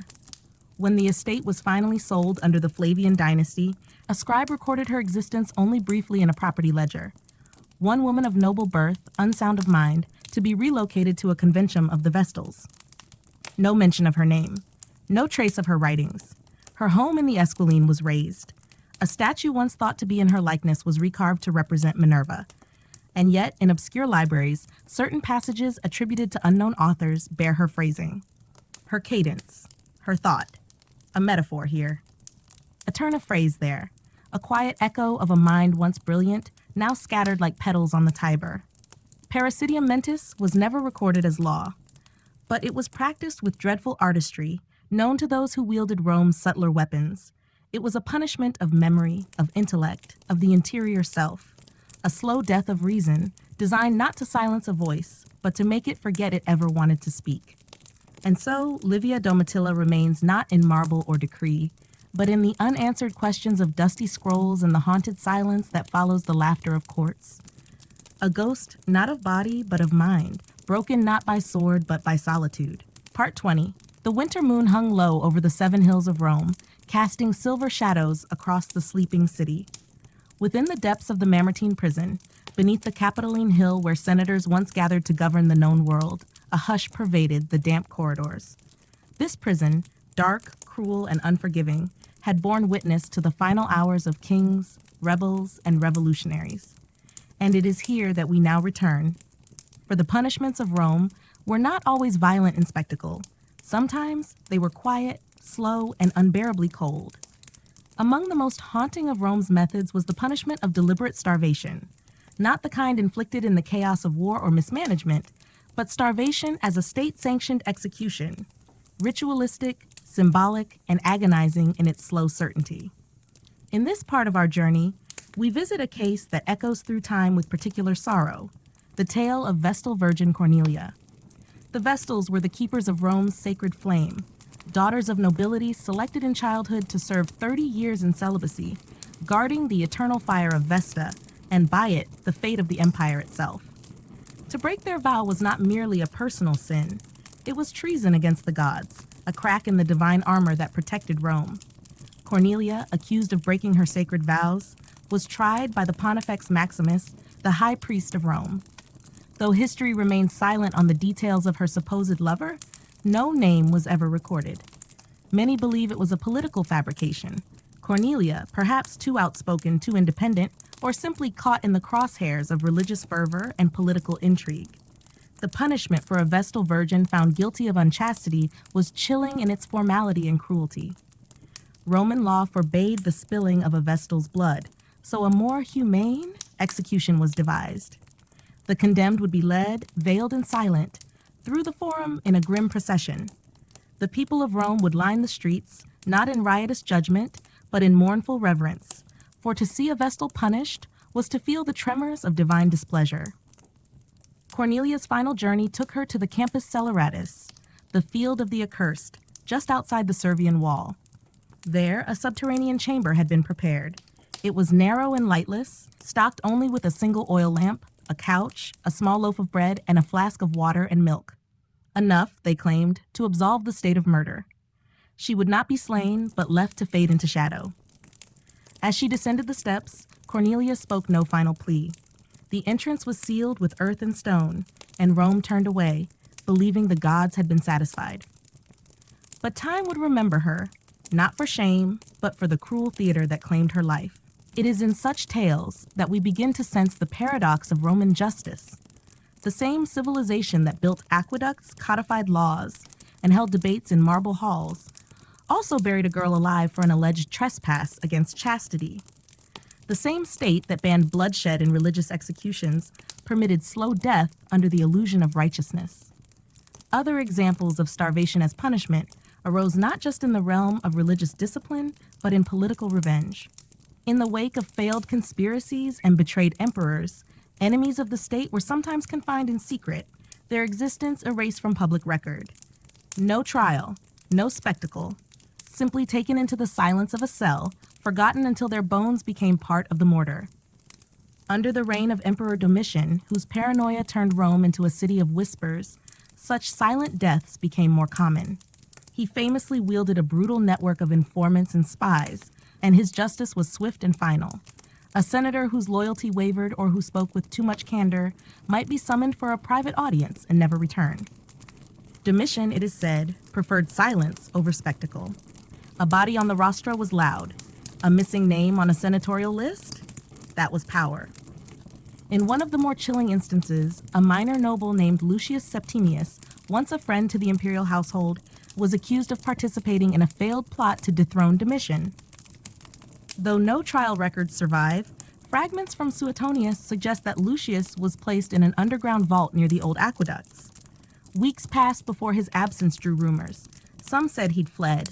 Others said he had been sent east to govern in exile. But when a stonemason uncovered a sealed chamber during repair works years later, the truth was laid bare. Lucius, still dressed in the remnants of his senatorial robes, slumped against the cold wall, a dry cup beside him. The vault had no door, only smooth stone and silence.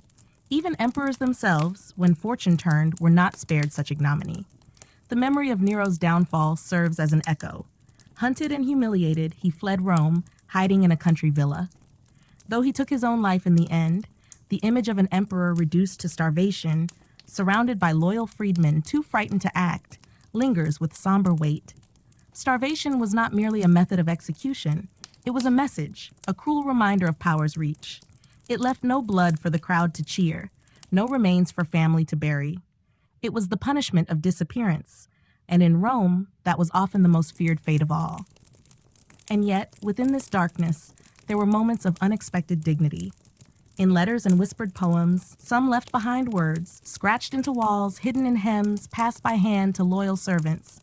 Messages that spoke not of fear, but of love, of family, of hope for remembrance. Though the state sought to erase them, their voices lingered like faint candles flickering at the edge of night. So tonight, as we lie beneath our own roofs, wrapped in warmth and silence, we might pause and remember Cornelia and others like her. Not as mere victims, but as echoes of a past that still speaks in the hush of shadowed rooms and forgotten stones. Sleep gently now. The tale shall continue, but for now let us rest in stillness, where memory meets moonlight. Part 21. As the mists of dawn curled once more through the valleys beyond the Tiber, we are drawn again into the solemn corridors of Roman punishment, into that shadowed intersection of law and theater, where cruelty was cloaked in order and death was wrapped in ritual. Tonight, we turn toward a punishment not cast in the hidden silence of stone vaults, but one played out before the very heart of the Roman people. It was a punishment not just of body, but of soul, designed to strip dignity from the condemned and cast them, not merely from life, but from memory. We speak now of the damnatio memoriae, the condemnation of memory. A punishment so uniquely Roman, it wielded not steel nor fire, but absence. It was the deliberate erasure of a person from history, a fate reserved for those who had defied the empire in such profound fashion that even their legacy was deemed dangerous. Unlike the tortures we've seen before, this was no spectacle. There were no mobs crying out in the forum, no blood staining the sand of the Colosseum. Instead, it was quiet, meticulous, like a sculptor chipping away at a marble bust, piece by piece, until only blankness remained. The most famous of these vanished souls was the Emperor Geta, brother to Caracalla. Together, they had inherited the empire from their father, Septimius Severus. For a time, they ruled as co-emperors, but their partnership was little more than a brittle truce. Hatred simmered beneath the surface, until finally, in a calculated act of fratricide, Caracalla had Geta murdered in the arms of their mother, Julia Domna. It was said that the marble floor of her chamber was stained red for days. But Geta's murder was not enough. Caracalla needed more than his brother's death. He needed his erasure. What followed was one of the most comprehensive damnatio memoriae campaigns in Roman history. Sculptures bearing Geta's likeness were defaced. His name was scraped from inscriptions, his image chiseled out of family reliefs, his coins melted down. The empire, at Caracalla's command, waged war not on a man, but on the memory of him.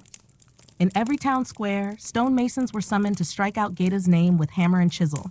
Walls once etched with his titles became scarred and blank. Paintings were destroyed or altered. Scrolls were revised. And when that was not enough, even those who had remained loyal to Geta, senators, soldiers, scholars, were executed or exiled. There is something uniquely chilling in this kind of punishment, for it lingers beyond death. It is an attempt to unmake a life, to banish a soul from history as if it had never drawn breath. To the Romans, who prized legacy above all else, this was a fate worse than the sword. Their ancestors' names were carried in stone and song. To be removed from those traditions was to be cast into oblivion. But the truth, as ever, proved stubborn. In many cases, the damnatio memoriae failed. While official records were altered, private memories could not be so easily erased. In the dark corners of villas, secret busts were hidden. In whispered stories shared between generations, Geta and others like him lived on. Another poignant example is that of Agrippina the Younger, mother to Nero and wife to Claudius. After her brutal murder, ordered by her own son, Nero sought to wipe her from the public memory. Her statues were taken down, her images painted over, yet she had been too visible, too woven into the fabric of imperial life to fully disappear. Her ghost clung to history, despite her son's efforts. But the punishment of memory extended beyond emperors.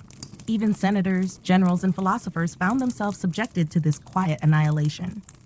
Lucius Junius Silanus, a nobleman who had once been engaged to Claudia Octavia, Nero's first wife, was declared an enemy of the state. After his forced suicide, his name was expunged from Senate rolls, his deeds unrecorded, his family's lineage abruptly severed. We might wonder, what compels such efforts? What fear must stir in the hearts of rulers that they cannot allow even the image of a rival to persist? The answer lies in the Roman understanding of immortality. To be remembered, to have one's name spoken across time, was to live forever. A hero of the Republic might die young, but endure in marble, in verse, in the breath of orators. Conversely, to be forgotten was to truly perish. Thus, in a society where names outlived flesh, to strip a man of his memory was the cruelest cut of all. And yet, paradoxically, the very effort to erase often preserved. Each chiseled out face, each blank space where a name once stood, became a quiet marker, a question, a mystery. Who was this? Someone might ask centuries later, studying a stone relief marred by purposeful absence. Historians, archaeologists, and poets alike have since peered into those gaps and begun to piece together the stories once lost. And so, in defiance of those who sought to silence them, the damned rise again, not in rebellion, but in remembrance. There is something gently tragic in this. These fractured lives echoing through time, their outlines preserved by the very act of erasure, their memory once condemned, now mourned and studied. As we lie beneath our own blankets of silence, Far from the marble corridors and echoing forums of ancient Rome, we might reflect on how fragile memory is and how enduring. The names we speak in kindness, the stories we pass along in whispers, hold a power greater than any decree. So let the soft hush of forgetfulness settle for a moment, not as a punishment, but as peace. And as the candle burns lower, we carry the weight of those once silenced, not as victims, but as voices restored in the quiet rhythm of night. Sleep gently now, and let the shadows of memory carry you to dreams. The tale draws near its end, but not yet. Not quite yet. Part 22. The final turn of our long, winding tale through ancient Rome's darkest punishments brings us to a quiet place, a place not of swords or fire, but of echo and remembrance. And now, as the hush of night deepens, we walk slowly through the marble corridors of memory, not to revisit cruelty for its own sake, but to gather the threads of sorrow and meaning that remain behind.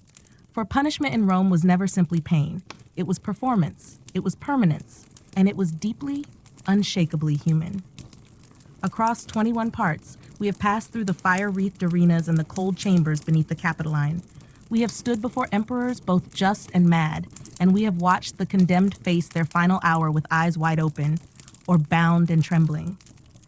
But what lingers most now is not the spectacle, it is the silence that follows. Rome understood punishment not only as a tool of correction, but as a language. Every execution, every public humiliation, every chiseled out name upon stone carried a message. To the people, to the gods, to history itself. In this final part, we sit with that message, not to dissect it, but to feel its weight. Consider once more the infamous damnatio memoriae, the official erasure of a name from time. Rome was not the first to attempt such obliteration, but it may have been the most methodical. To be forgotten in a culture obsessed with legacy was a fate few could bear. Emperors, generals, even loved ones fell to the shadowy punishment, not slain by sword, but by absence.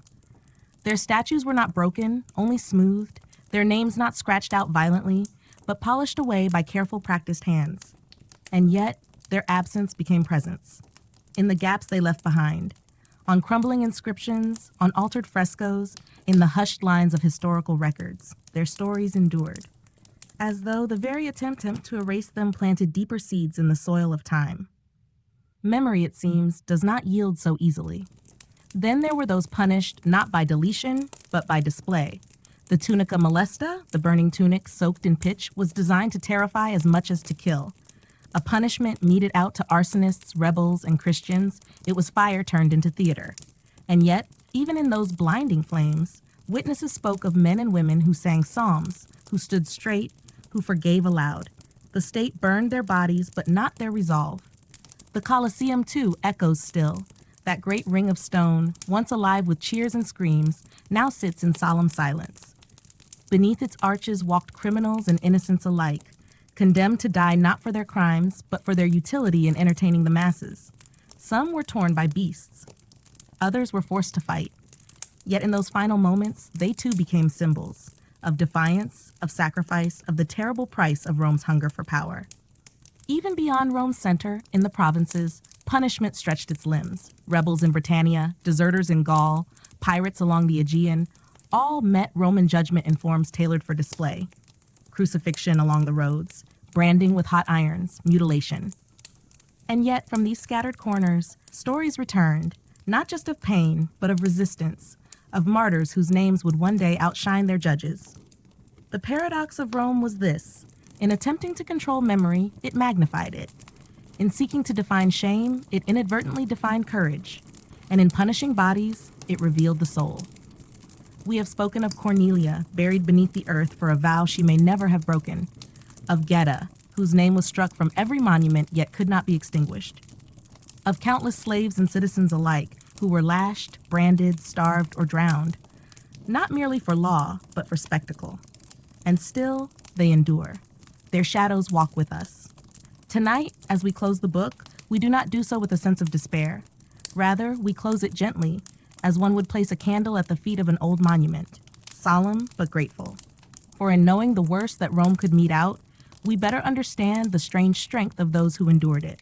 We see that beneath the grandeur of empire, the golden eagles and marble forums, there pulsed a darker rhythm, one that sought to bind by fear. And yet, again and again, the human spirit slipped through those bindings. So let us rest now in the stillness that follows. Let us feel the stone cool beneath our palms, the echo of footsteps fading through time. The punishments of ancient Rome were meant to silence, to erase, to terrify. But the fact that we speak of them now, softly by candlelight, proves they failed. The memory remains. Sleep deeply now, wrapped not in the weight of sorrow, but in the quiet truth that stories endure. That voices once stilled can still rise. That even in the heart of empire, beneath the banners and the chains, the smallest act of remembrance becomes an act of rebellion. And in that rebellion, there is peace.